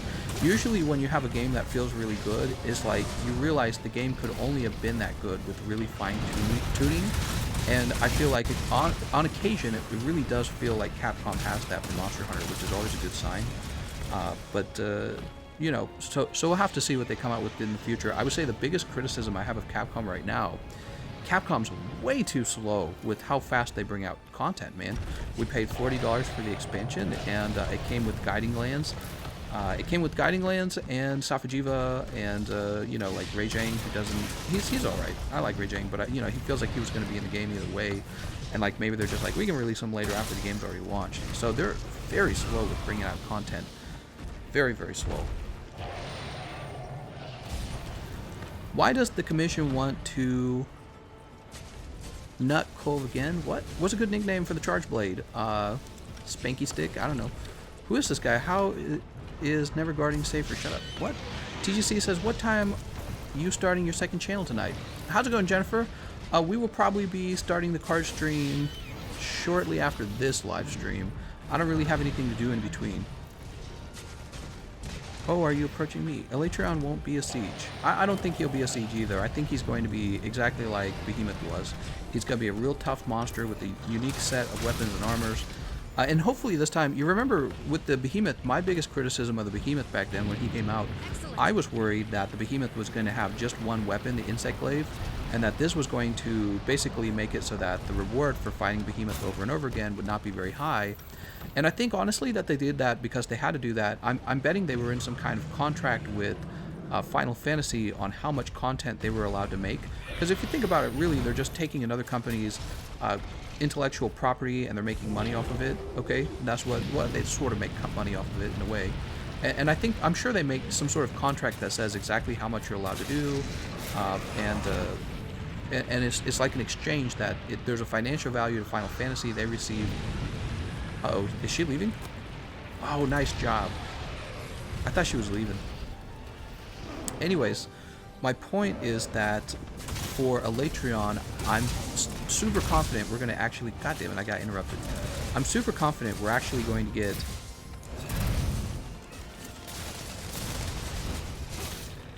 Hold on. Oh, what a pity. I'm super confident we're going to get 14 weapons. And I'm excited to see what kind of new skills we'll have, you know what I mean? Handicraft secret, crit boost secret. Yeah, who knows? I don't think that it will be like absolutely breaking for the meta. What we really need to see though are skills that bring out a new aspect of the game. So that's always the best game design, when they find some new aspect of the game. And so probably what they ought to do for him is bring out some sort of clutch claw secret or something like that. I think that would be terrific. It would solve a lot of problems right away if the Elytron's secret set bonus skill was something like Clutch Claw Secret, you know, and it did something like gain 10 seconds of invincibility while clawed onto the monster. You know what I mean? Something like that would really be powerful. But in a worst case scenario, they just copy and paste some older skill like Frostcraft. That will be a worst case scenario. Don't do it, Kulve. Oh man. Oh man, oh man. What are you doing? Eating chips? When it comes to something like Crit Boost Secret, I actually would not like to see Crit Boost Secret. I think that the game would be much more fun if we got away from the Crit Boost meta. I think that the Crit Boost meta also forces you to have to take high affinity. And one of my ideas back when the base game was out and we were waiting for Iceborne to come out, I was talking about how the game in base game was dominated by the fact that there's a exponential increase in your damage output by combining affinity damage and crit boost damage. And this is why virtually all builds look like this. See, crit eye, weakness exploit, crit boost. And so my idea was that they need to have something that breaks us out of that sort of, you know, established build structure that is way overplayed.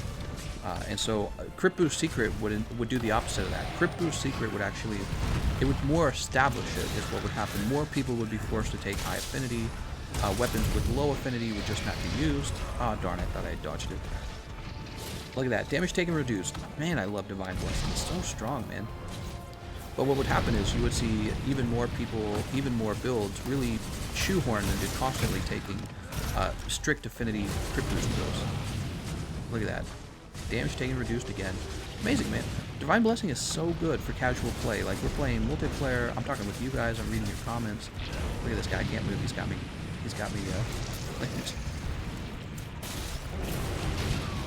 I'm gonna die. I'm about to die.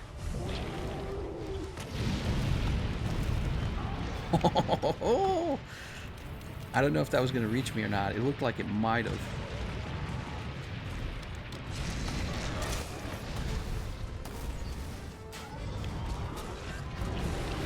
I thought maybe he would step forward, or she would. I gotta stop misgendering her. Ah. Trying to punish that move. It's dangerous with the hammer, you know, to kind of punish the worms.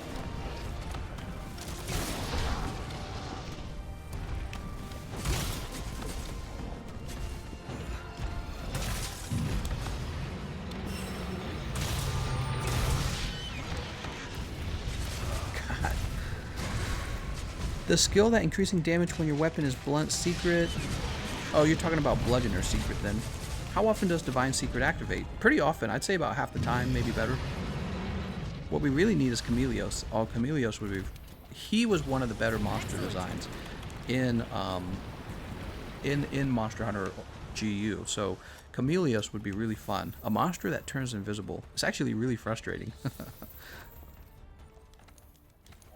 And a monster that eats your items, which is also really frustrating in its own unique way. I was actually hoping when Iceborne came out there would be the Snowman Blight, whatever that was called. I don't know why they didn't have that. They should have had that in this game. That would have been great. What about some form of element boost since he uses all of the elements? So I would actually disagree with that. He does use all of the elements. I remember that from GU. However, I think I'm actually kind of tired of armor sets that do elemental. You know what I mean? So first of all, the first problem with elemental armor types, like a, I don't know, what would it be, like element, crit boost, secret. The problem with those skills is that they only apply to certain weapons and certain builds. So right off the bat, greatsword players would kind of be disappointed immediately, unless some really kick-ass elemental greatswords were released. But then maybe people would change their mind, right? So I think that if they do elemental secret, whatever it would be called, it is possible to have it be fun, but I just feel that more likely than not, it would limit a lot of weapons from ever using the Elatrian armor, which is a bad idea. It should be armor that's accessible for all 14 weapons. It's an old idea, just buffing the damage of elemental damage. I think a new idea would be something like Clutch Claw Secret. We don't have any Clutch Claw skills. Everyone's constantly complained about the Clutch Claw not feeling quite fun, which is the reason why when people have light weapons, they don't use Clutch Claw. They don't want to, and I think some people do think that the Clutch Claw is fun. It's definitely a skill that you develop, the Clutch Claw, right? But it's not something you want to be doing constantly throughout the fight.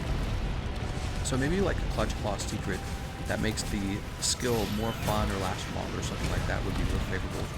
You know, the armor set more likely than not will have 2 skills on it, right? So it could be Clutch Claw Secret and then one other skill. But we just got Elemental Acceleration from Namiel Gamma.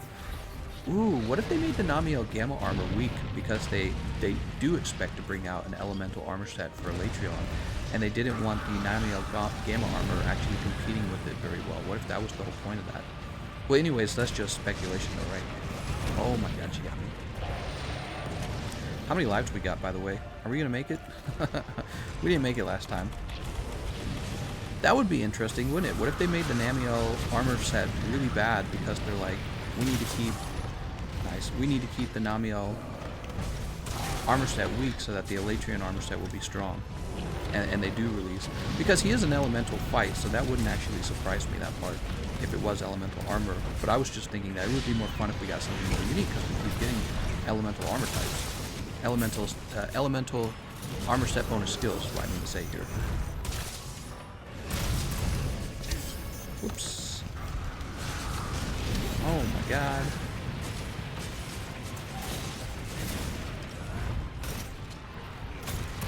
Alright, the tail is softened. Tobias, no!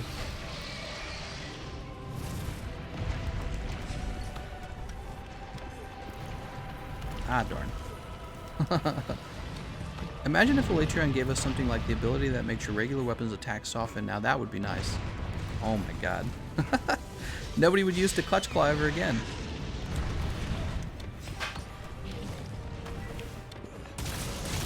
Ooh, that was some good damage right there. I use this hill more often. I do not take advantage of this hill enough. Hey, there's the mount. Awesome. The hammer is the best mounting weapon in the game. Changed my mind. See you later, True-Sighted. Godterrorboy says, of course it would depend on weapon type. I would like to see a Elytron hunting horn with a new unique song which switches the element of Elytron weapons.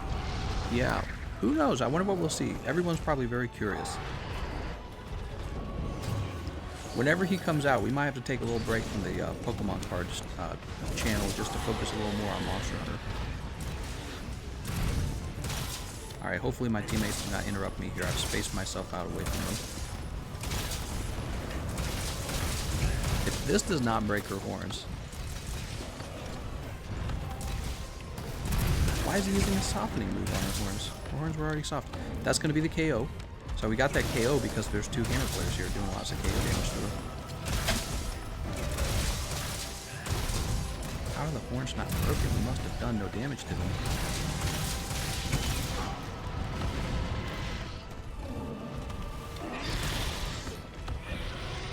Oops, I did not even see her raising that arm.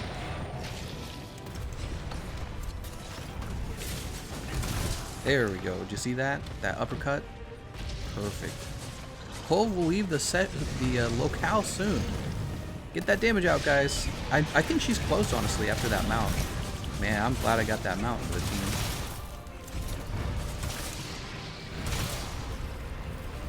Oh, man. We got one life left, and she's about to leave the location soon.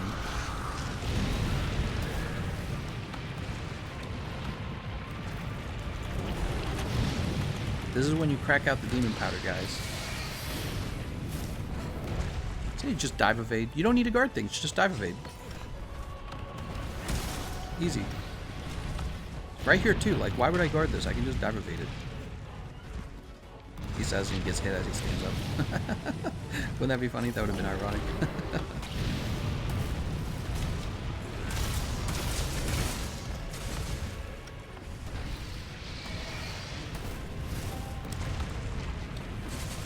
No guarding that move, we just outspace it. Oops. Ceiling falling on me. Oh, I'm worried she's about to leave, guys.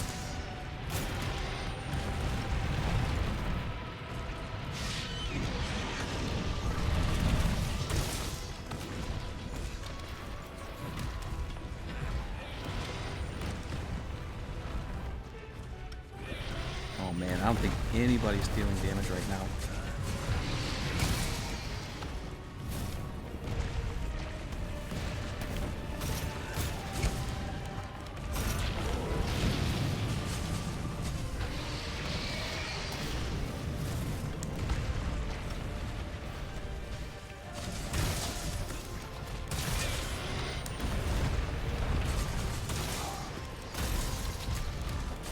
Oh my god. She's got to be so close to leaving at this point. Oh, nice job, guys. I thought that was her leaving. Well done. Godmaster's like, yay!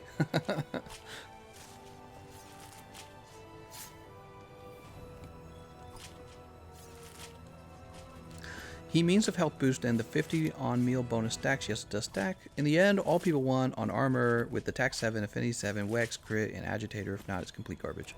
Pretty much. Hey, mister, you got any more of that meta?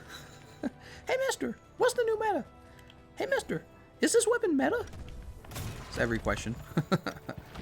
Every video of mine could just have meta in the title. Meta longsword build. Meta armor. Meta, you know what I mean? I could just say that every single time, and people would click on that all day. They'd be like, oh, I want to know what the meta is. Where's the meta? Quick, quick, he put out the meta video. New best longsword. Tulio says, I just want that exhaust affects Elder Dragons. Crit boost is meta. Crit boost secret is a cheap way to make Elytron armor being meta. Yeah. Yep. Ship. That's right, children. Hey, mister.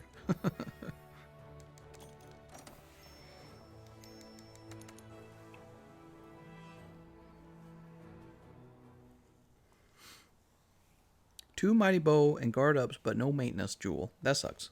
That doesn't sound right. Maintenance is actually an easy to obtain jewel. 300 Lavasia, still no shield jewel. Mary says, Pokemon after this? Gotta have a drink. I gotta have a drink, Mary.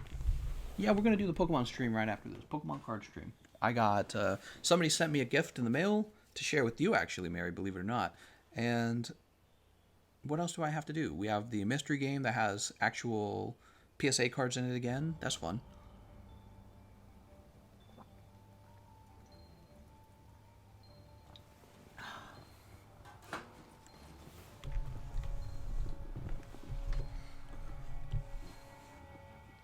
Is Sword and Shield useful for Master Rank Kulve? Of course. Yeah, all weapons can be used against Master Rank Kulve.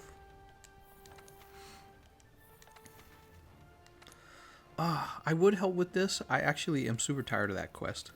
I probably ought to because this is my PlayStation account and it needs a lot of stuff. A lot of stuff.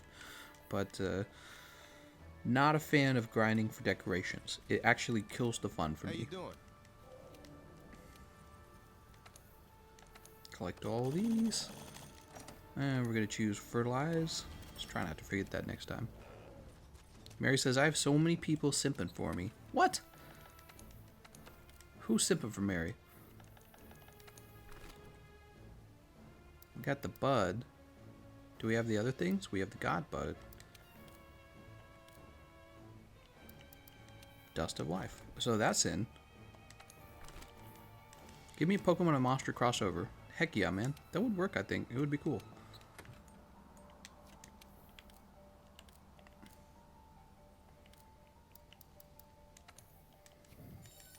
Alright, let's go ahead and save that.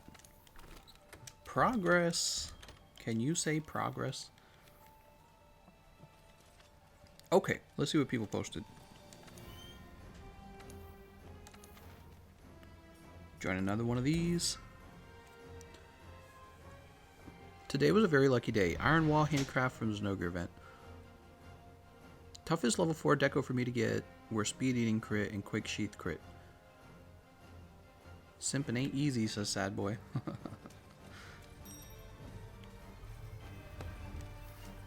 Derek is one of my simps. Oh, you wish. Alright, Mary, I'm sending you all of my Pokemon. Broman says the set bonus skill will be Leroy Jenkins. And it will make your team somehow win no matter what. Win. He types that W-H-I-N. Win. That's how you say that. Win. He's a winner.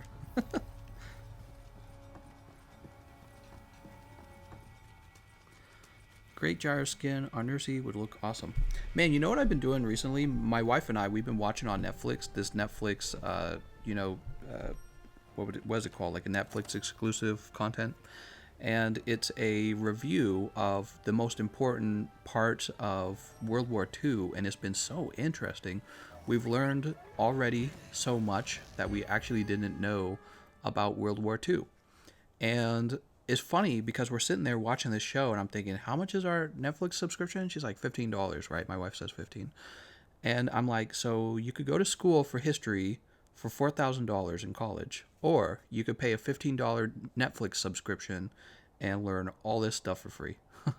Well, I shouldn't say for free, nearly free. $15 is nothing compared to $4,000. So it's just kind of like, that's exactly what I talk about when I say that colleges are technologically out of date, and they're basically just siphoning off of young people that haven't realized this.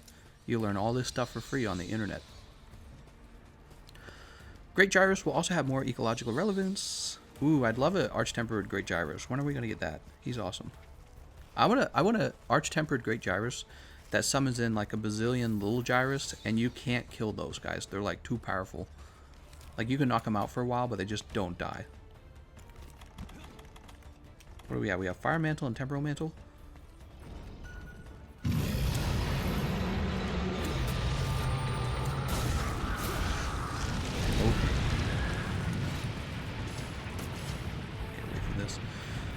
David says, only thing I learned from World War II is that it was wrong. We've been learning a lot of stuff from it. Like we learned that, oh my god, I didn't know this, that Hitler initially didn't want to attack the West. He wanted to attack the East. He wanted to attack like Poland and Czechoslovakia, and he believed that whatever, they were inferior and that, oh, we should rule that area and make it a place for Germany, right? But he didn't actually want a war with France and with Britain, and they declared war on him when he did those things, and it surprised him. So that was interesting. I was talking about in an earlier live stream that we learned one of the ways that the Germans were doing really well versus the French and the British early on, well, the French, I should say, is because they took crystal meth. They took crystal meth to fight non-stop 3 days and 3 nights, which is something a normal army could not do in the past. It was like a new idea. Like, here, we'll give our soldiers these drugs, and then they'll be able to just keep fighting. So the Nazi soldiers were taking crystal meth. It's something I never knew. I was like, no way. So that was really interesting. What else did we learn? We learned that the British were developing the doubting system and the radars, and that this was a really important part of winning the war.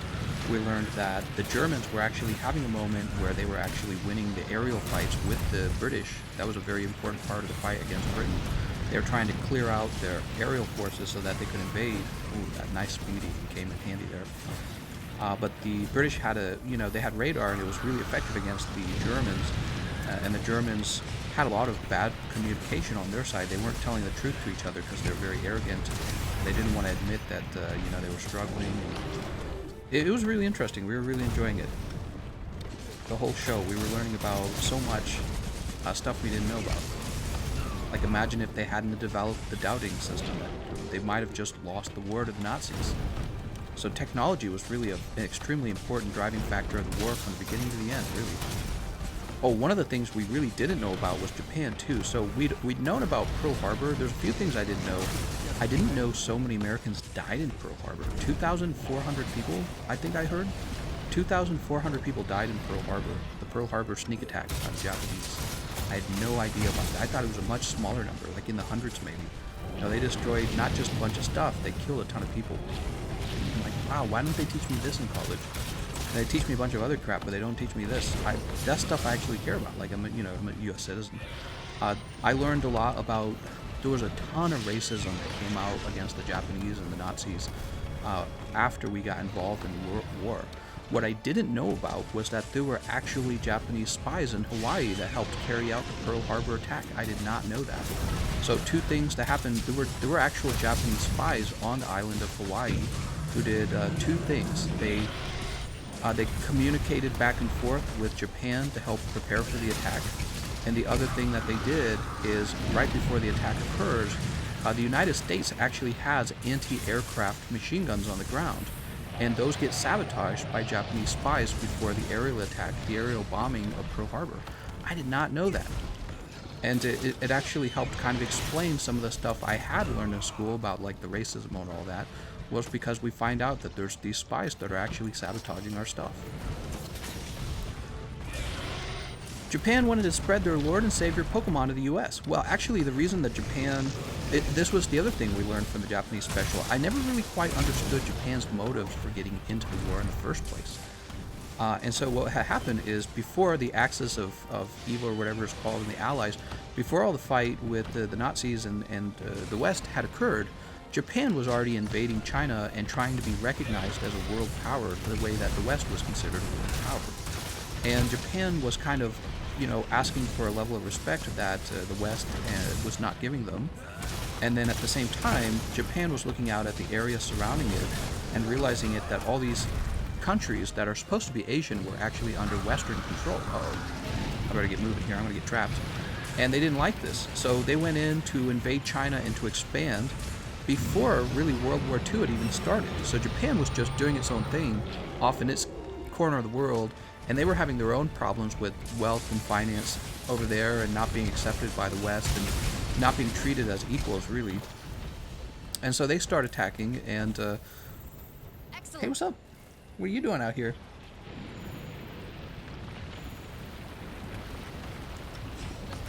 You're thirsty? quit trying to sneak in. Well, anyways, what was I saying? Where were my train of thoughts going? Oh, right. So they start attacking China, and apparently the United States kind of considered China back then sort of like an ally that we were defending. And so when they did that, we put sanctions on them, which is kind of this new idea that we had, where you can go to war with the country without physically going to war with them. And so we slapped sanctions on China, or not China, on Japan. And Japan looks around and they're like, they're going to sanction us for attacking China while they own all this land out here. The United States had control of like the Philippines back then, right? And then I can't remember, there was like the Dutch had control of something, and so all these little islands right around Japan were coming under Western influence and Western control, and Japan hated that.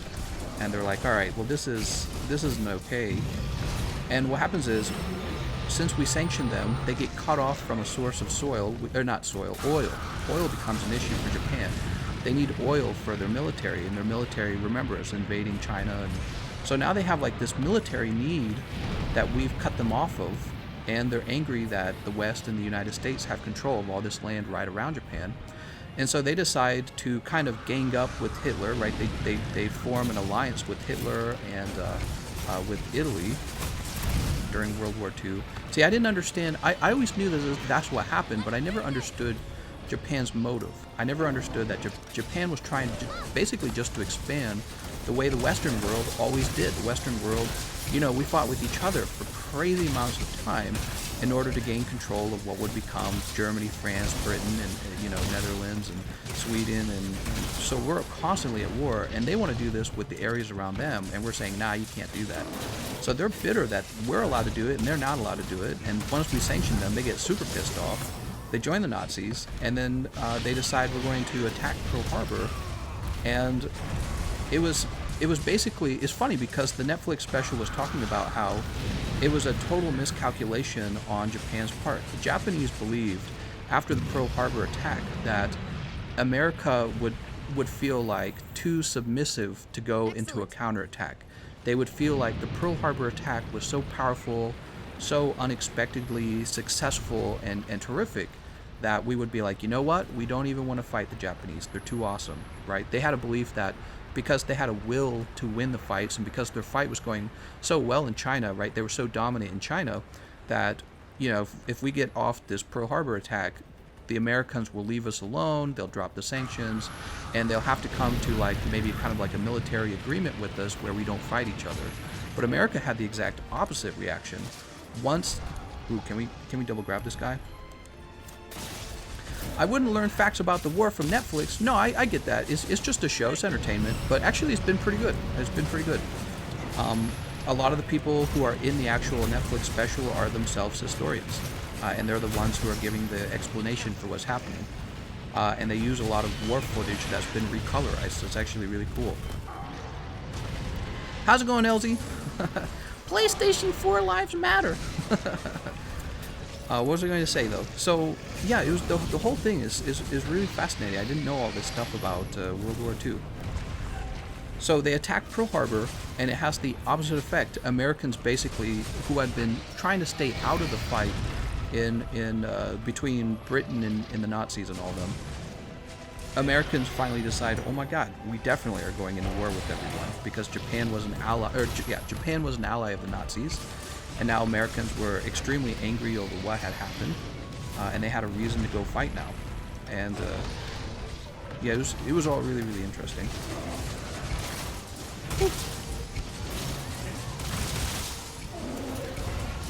Smack you in the horns. 1, 2, 3. 1, 2. Oh, what's this? What am I getting interrupted by? Was that the sticky ammo interrupting me? What a pity.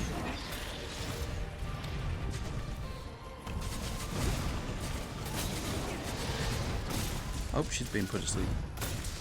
America doesn't respect sneak attacks. Well, I don't think any country likes to be sneak attacked. But it basically, Japan miscalculated America's personality almost. Like, they didn't know how Americans would react to the attack on Pearl Harbor. They thought essentially that Americans would see the act as a sign that Japan's much more dominant and powerful than we knew, and that we wouldn't want to fight them, but actually had the opposite effect. It made us want to fight them and basically sort of, what would be the word? Have some revenge and maybe some retribution for what had happened in the Pearl Harbor attack.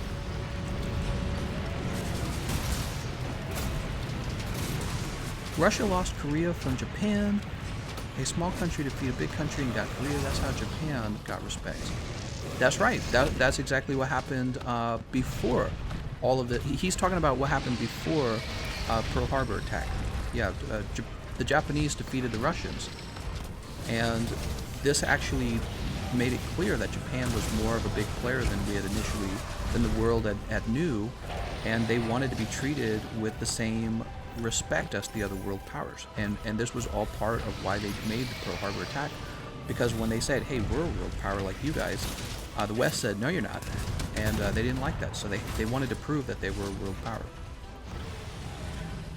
America was no low-energy beta male synth. Well, it doesn't feel like... Well, I don't know. I don't know how to feel about America anymore today. It just feels like we just want to argue and fight over nothing. America feels pretty low energy at this point. Not that I want war. I don't want war. I don't think anyone does. But America has definitely became a place with a low sense of shame and a high sense of entitlement very quickly. Well done. The American people never wanted to enter the war, but the American government was in the war since almost the beginning, supplying tanks and supplies to Russia, Great Britain, and sanctioning Japan. Yeah, precisely. That was another thing that they talked about in the Netflix special. They were talking about how we didn't want to fight directly. We didn't want to actually send our men over. But, however, we did have a lot of political interest in the war. And so what was happening is very quietly, we were doing everything we could indirectly to assist Britain and to assist, to try and stop the Japanese. Leroy says, now you have Trump. He's the greatest. Speaking of which, there was actually some really big news. Donald Trump passed an executive order today that says that social media companies in America no longer have the same, liability protections on their platforms. The way it works on a social media platform is if somebody posts something offensive on a media platform, basically Facebook, Twitter, they can't get in trouble for that because they say, hey, that's not our content. We have liability protection. And Donald Trump just got rid of that.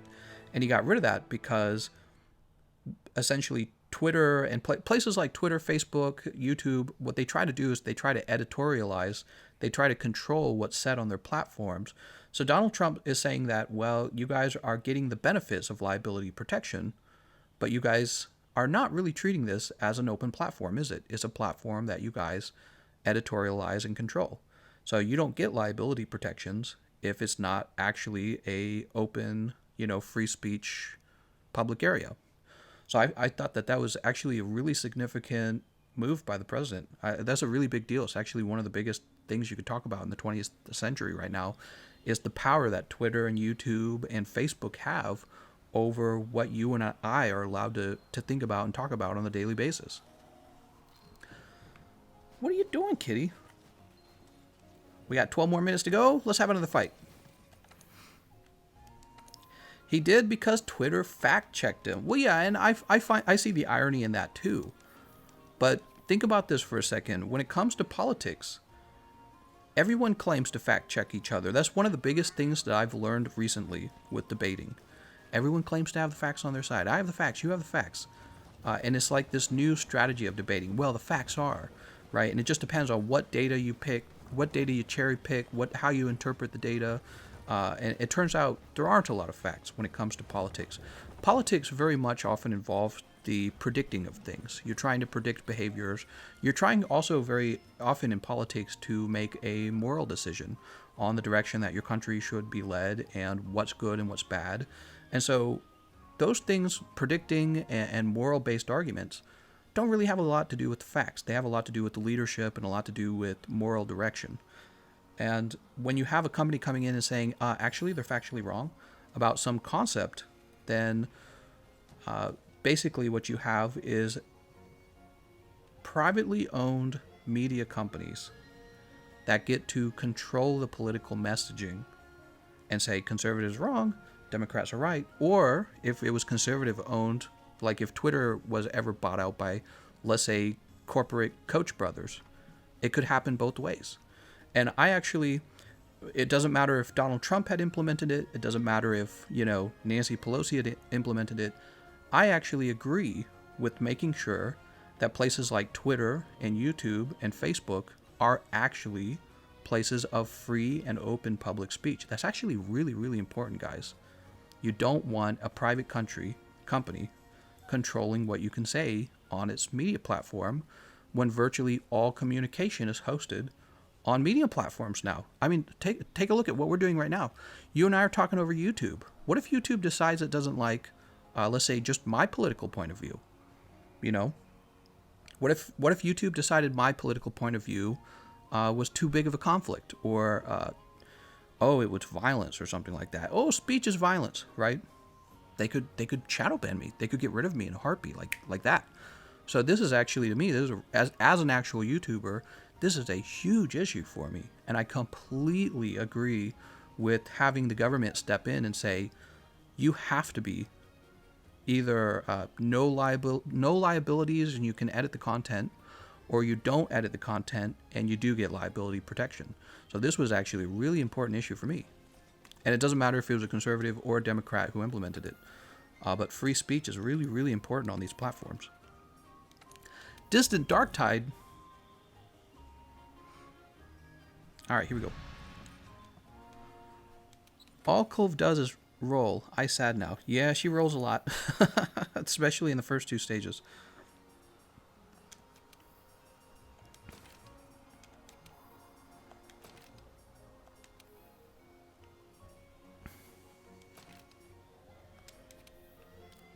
I should probably have some skills on here.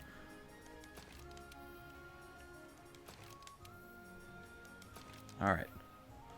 And let's manage your items. YouTube has been banning anti-China stuff. Yeah, see, exactly. Exactly. It's so important that these private, multinational, worldwide corporations that have such a profound effect on the political landscape in America, what you hear and what you're advertised, is so important that some guys in a corporate boardroom don't get to edit what you end up seeing. It's so important that, like, some Google engineer doesn't decide what you hear when it comes to politics. That is incredibly important, because you have to believe that humans are smart enough to fact check Trump if they want, and not leave it up to the hands of a small private group to decide how to edit political content. Extremely important, in my opinion. Of course, they say it's a glitch. It's YouTube. They won't ever admit they're wrong. Thanks for joining my quest, Gameconomist. No problem, Pedro. Let's do it. Super important. So that was in the news today. What else was in the news? There was like the riots. What do you guys think of all those riots? Hey, thanks, son. Wait, we want the water mantle. Do I have a water mantle? Nah, that's a glider mantle. Challenger, Bandit, Temporal. I don't have it. We'll just go with the Thunderproof mantle then. Alright, Thunderproof mantle it is. What do you guys think of the riots in Minneapolis? So for those of you who don't know what I'm referring to, there was a cop who, he was restraining a black man, but it was pretty obvious that he was doing it in a very brutal way. And then that black man ended up dying. He was totally innocent. And so just a few days later, the cops released like a body cam footage of the death. But the body cam footage very clearly doesn't really show very much. It's almost like the cop was facing his chest away. And then it turns out there was video camera footage of what was going on. And the video camera footage reveals that the cop had his knee on the guy's neck. He's a big guy, right? He's a big guy on the ground. Big, beefy guy. But he's pleading, you know, and he basically gets choked out and dies because of this. All right, so the cop, that's clearly murder, right? Well, I don't know if I would call it murder. I'd probably call it like manslaughter and police brutality. So it's a very common problem. It's a problem that Americans are still dealing with. Now there's more to the story, though. So they have their protests, and then the protests turn into violent riots. They pretty much set their whole city on fire. Not the whole city, but they set a bunch of buildings on fire. And the worst of all, they go around looting the crap out of everything. They just loot everything. There's like there's tons of videos of like ATM machines. It's like they researched it too. That's the craziest part. They like researched it. So they had like these power tools, and they're like looting ATMs. They're looting the self-checkout machines at Target, and just setting fire to everything. And this was all over the news. And so I feel like this is a really important problem, because how are you going to say that police need to be less brutal if you then right afterwards go into your own city and completely terrorize it? Like, I guess the police are supposed to become less brutal at the same time that you're becoming more violent. It's a really dissatisfying outcome, because really what they should have had is a very peaceful protest, what they should have had. And this would have made them look far, far better. It's just, I don't even know what to say. It looks so terrible, because there's all these videos on the internet now. You can look them up. There's all these videos of the looting going on, and you just think like, wow, that sounds like a place I would never want to live. And it sounds like a place where a police who has to deal with these criminals, because that's what you are, by the way. If you're a looter, you're a criminal. A police officer who has to deal with a bunch of criminals would probably eventually learn not to emphasize as much with whoever he's dealing with at the time. You know what I mean? Because maybe he deals with a higher level of theft and police resistance, which that's the problem. The police is too brutal. But how do you reduce police brutality if you're living in a place where people don't respect the cops and they don't respect the rule of law? What are you supposed to do? So that's the other thing in the news, and it's something I'm very familiar with because I live right next to Ferguson, Missouri, that had the same problem just a few years ago. There was the Michael Brown case. We didn't even know all the details of what happened, and then they're like, you know what, let's go ahead and riot and burn up the Quick Trip, his gas station. Let's burn up the Quick Trip, let's loot everything around us, our own city of Ferguson. Let's just loot it, because Michael Brown died, and that means I need to steal a pair of shoes or, a PlayStation, which hopefully they stole all the Monster Hunters so that we have lots more Monster Hunter players in our community. But, yeah, it's God, what else would you call a person that riots and loots like that other than uncivilized? And isn't that the point? The point is to become civilized. That's the whole point of getting rid of the brutality from the police. It's uncivil. But then how are you supposed to solve that when you yourself are acting uncivil? And of course, everything I'm saying is probably considered extremely reasonable. But if you were to say this to their group right now, they would not agree at all. They would be like, no, you're crazy. So we're just not seeing eye to eye. What are you supposed to do? Oh, look at this. No guarding. Just dive evade. Good cops leave because they are hated, and bad cops stay. Rioters get the glory when they all should get the absolute worst should come to the rioters. Well, yeah, and this, I was thinking about it for a little while this morning. I was thinking this must be so frustrating for conservative blacks who actually do respect cops and like cops. Like, for example, there's plenty of black cops out there, right? This must be so frustrating for them, because whenever we have this problem, it's never like a criminal problem, is it? It's always a racially motivated conversation about, racism is, right, so it's always motivated by racism. The whole conversation is, anyways. And so if you're a conservative black person and you see all this rioting, you're like, you're perpetuating the stereotype. What are they supposed to do, You're perpetuating the stereotype. You go into your own city and steal. Okay, so like, even if they were to just set the whole city on fire, that would be one thing, and you'd be like, wow, that's really destructive, but okay. But it wasn't just that. They're going around stealing everything, and it's just like, man, that's the stereotype, though, isn't it? The stereotype is that you steal. So just definitely don't do that. You don't want to live up to the stereotype. And but unfortunately, that's exactly what happens when you go around with your power tools that maybe you stole out of Home Depot, that you then use to steal out of all the ATM machines. It's just like, are you really? I could imagine myself, I could imagine being really mad at the cop accidentally murders a white guy, maybe police brutality versus whites, Never would I choose to steal. That's something you have to choose to do. That's you taking away, not from a cop, by the way. It's not the cops that get hurt by the looting. It's the local business people. People in your own community who have nothing to do with what the cop did. They're not, they're not guilty for what the cop did. You're ruining their livelihood. You're ruining the livelihood of the employees who work at those areas.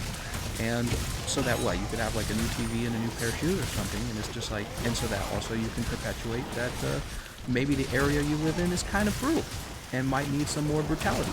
So it was very cringy. I woke up to that this morning and I thought it was terribly cringy. Terribly, terribly cringy. TGC, I have to teach my son when he's older how to act differently with the cops because he is biracial. Sure, I got that. And again, the whole argument is that, well, cops treat blacks different, right? And the argument then is, well, cops wake up and they're born racist. That's I think probably that's the argument from the side of Black Lives Matter movement. If I had to guess, if I was a cop, or maybe from the family of a cop, and I'm not, I would guess that their argument is going to be something like, well, your neighborhood has a much higher rate of crime, and the cops don't get any respect in your neighborhood, which I would actually believe that in a heartbeat based on all the music that I've listened to and all the music I've heard from the rap artists and all that stuff that basically glorify cop hating. So there has to be a moment where somebody has to stand up and say, all right, let's be civil. And I think that the cop basically showed a lack of civility, and blacks probably should have responded to that with civility. That is the solution, because the whole point is to live in a civil society. That is the end goal. It's not a war, right? It's almost like a war that happened that night, burning all the cities. What is the goal of that, burning everything? What is the goal of burning your own city? Well, it's like you want a war.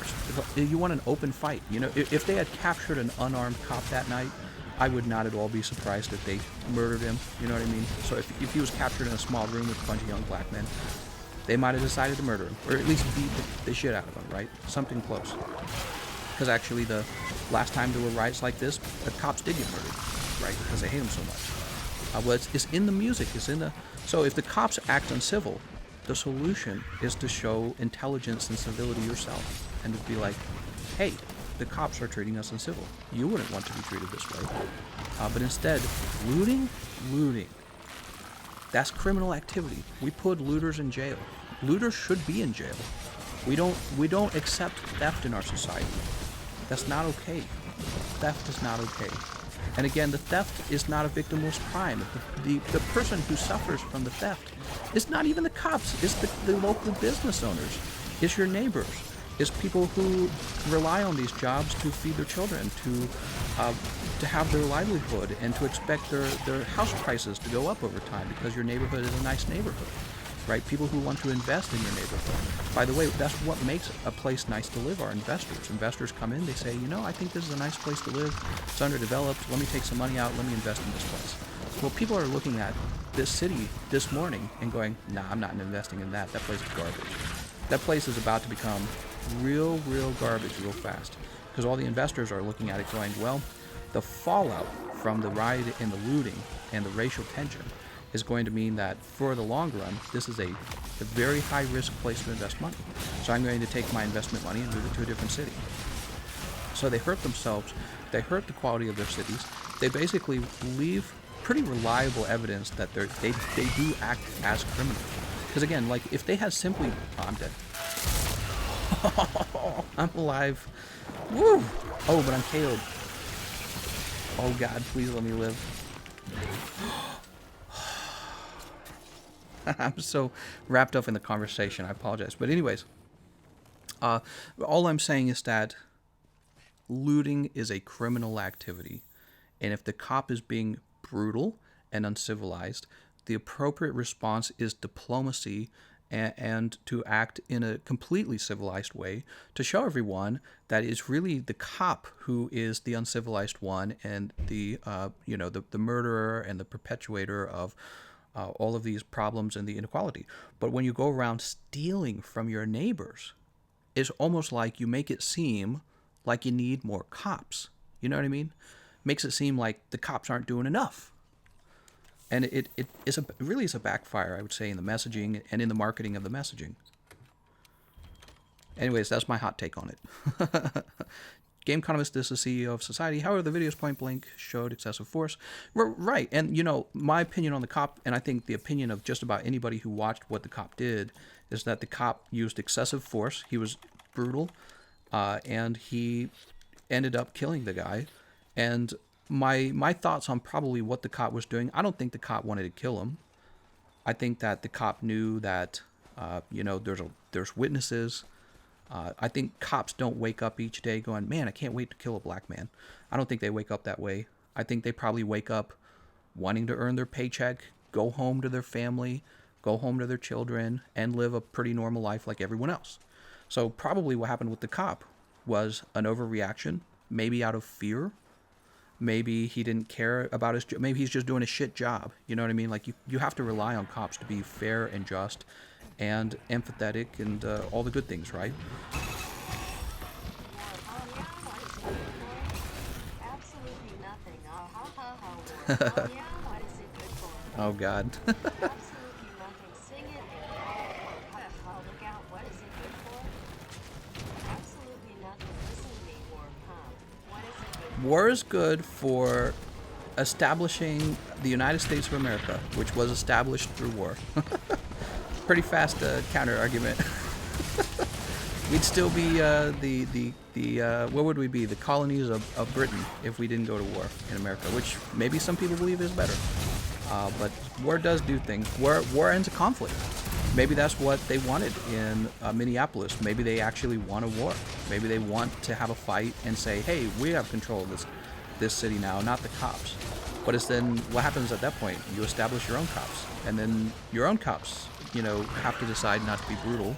And I think that the brutality ends up coming from whether or not people respect the cops. And if you can't respect the cops, and if you're going to be violent toward the cops, they'll develop probably a lack of empathy for you and a lack of civility. The place where I live, there's almost none of this. There's almost none of this where I live.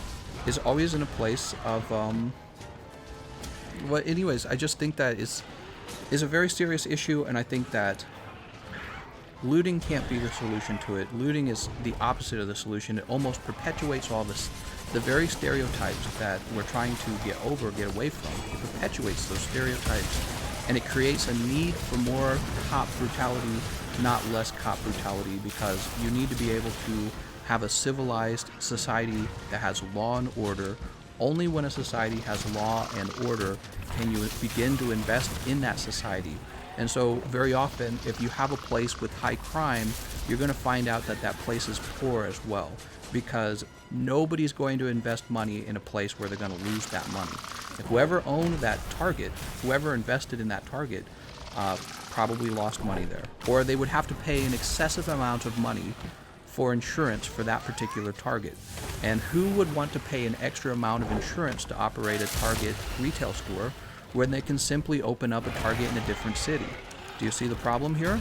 So low crime is a good thing for your city, and that's why cops are necessary, because you always have a certain percentage of your population who commit crime, and you want to train your cops not to accidentally kill people, and not to be obviously discriminating, because that would be unfair. But most of all, you have to have law and order in your city, because that will bring everything else. It will bring prosperity, it will bring investment, it will bring job opportunity. People will want to move in. I promised you, after the looting that happened in the whatever the other night, people are moving out. I promise you, people are moving out. There will be people who move out for the racial tensions. There'll be people who move out because they don't want to be involved in a theft. They don't want to be involved in a city where they can't operate a business. And most importantly, people with a lot of money are going to move out. They're going to be like, this is not a safe place for my money. Move into a place that has a level of security for my money. So if a cop accidentally kills one of your guys, whether he did it in a racist way, whether he did it in a brutal way, you have to be able to protest that peacefully and with civility, so that your society continue to flourish and real changes can be had, and you don't develop a group that's against you.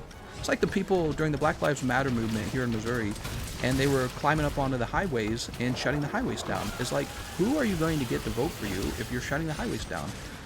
You're not against the average person, you're against the cops. And the cops, you know, shutting down the highways doesn't change the view of the cops aren't going to be like, oh man, they shut down the highway. Guess we're going to have to change how we police people. They're not doing that. All you're doing is losing the vote of your neighbors. Your neighbors are like, what the hell? You shut the roads down? Why would you? You know, you're actually going to lose the sympathy of the people whose sympathy you need. You need the sympathy of the average person. Anyways, let's read some comments. Fun conversation. The scene from the convenience store doesn't show what happened that made the cop restrain him onto the ground. Well, and again, I think that what he did should probably land him in jail for at least manslaughter, at the very least. So what he did was probably manslaughter, and there should be consequences for it. And I think most people would agree with that. What the cop did was wrong. What the cop did was wrong. But you can't respond to that by looting your city. You've just destroyed your city, basically. And you've actually perpetuated a stereotype that black people steal. And you've perpetuated a belief that a higher level of copping is needed in your area. A higher level of cop control and protection is going to be needed. It's really, really, really bad. It's the opposite of what you would want. Had the cop been arrested, this would not have happened. Well, I think that the cop is entitled to a fair trial. The cop is going to have his trial, and if you're going to riot, if you're going to loot, you better wait till after the trial, not before the trial, because everyone in America is meant to have a fair trial. That is part of living in a civilized society. You get a fair trial. A man was killed by a cop in the city it happened in is going apeshit and doing illegal shit. I just saw a video of a 21-year-old black man getting stopped for running a stop sign. Those cops were doing everything right. The kid was just escalating the situation. FYI, police work for us. Why should I discriminate? Is this even the United States? Well, the police work for the government. The police doesn't work for you as an individual is what I'm trying to say. So the police, they're there to uphold the law. So when you say the police work for you, sort of he does. He works for the law. So it's a little bit different than this maybe concept that you have great control over what the cop does. All they did by rioting and looting is just make things worse in their community, right? And it's really unfortunate. It's like what I was saying, you know, if you're a conservative black man, this must be really frustrating news for you, because it's like conservative blacks, they do believe in the rule of law. They do believe in people being held responsible for being thieves, and they don't want stuff like that in their neighborhood because it makes it hard to operate a business. Probably a lot of black business owners probably are conservative. You know, it's the easiest question ever. What would Jesus do, right? So, like, let's say Jesus, one of his apostles, got those 12 apostles, right? And let's say one of them gets killed brutally by a Roman soldier who's like, I didn't do anything. How would Jesus respond? Obviously, he's not going to say, all right, now we riot and loot the city of Rome, right? Of course he's not going to say that. That's the opposite of what he would have done. He would have been like, we have to not respond violently to this. That's exactly what he would have said. He would say, you know, people will get punished later. They will be judged by their moral actions later. And he says the whole point is that we don't do that because we're all about, you know, love and forgiveness. And that's the opposite of the actions of the mob that burned down the city that night. And it's not just the mob burning down the city out of anger. It's a bunch of thieves. Who steals? If you're mad and you want to burn down the city and take control of the city, that's one thing. But you're proving the moment you have control of the city that you just move into stealing things. And it's a sign that you have to have cops for civility. What would have been really impressive is if the rioters took control of the city and then no looting occurred. That would have been really impressive. That would have been really impressive, and it would have spoke volumes about the character of the people in that city. But instead you have the opposite about that, and that also talks about the character of the people in that city. Looting speaks about your character.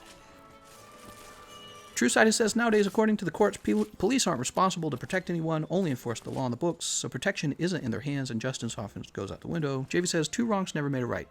Precisely. Same difference says, not being arrested means no trial will take place.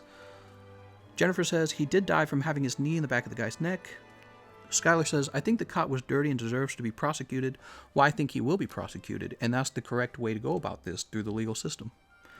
And if you don't agree with the legal system, you need to vote for people who will change the legal system. Same difference says, worse than the police just killing you and not being arrested. Jews were second-class citizens if they were even citizens. They work for the paycheck. TGC, I'm in your session right now waiting to play with you. How's it going, Benjamin? Benjamin, unfortunately, we're at the 2-hour mark in the live stream, so I'm probably going to wrap up here. Jennifer says the 21-year was not making the situation worse. The cops where they were saying drop the gun and he didn't have a gun, and the cops pushed the 21-year-old guy's grandmother to the ground. Blacklight, you know, if he was a dirty cop, if he was a bad cop, then we need to figure that out. He gets his trial. He's going to lose his trial based on the evidence, and then he gets put away in jail, and you don't destroy your own city. And you definitely don't steal, because that is exactly what JV said. 2 wrongs don't make a right. Black Lives Matters needs a leader like MLK. I would agree with that. I think that just the title of the group is a really poor title. It should have always have been, from the very start, it should have been All Lives Matter. That would have been way clever message. The messaging would have been much smarter is what I'm trying to say. Are we going to ignore the fact that folks loot after their sports teams win a championship? Sure, and I'm not advocating that either. I think that's very barbaric of them. Jonathan says, all those paychecks come from the people's tax. He's not arrested. He can just leave. Benjamin says, no, one more hunt, please, but whatever you want. Benjamin's like, I need a hunt, man. Benjamin, catch me next time. I stream every day, and we will have a fun conversation then, too. We've got the stream going on for 2 hours and 15 minutes.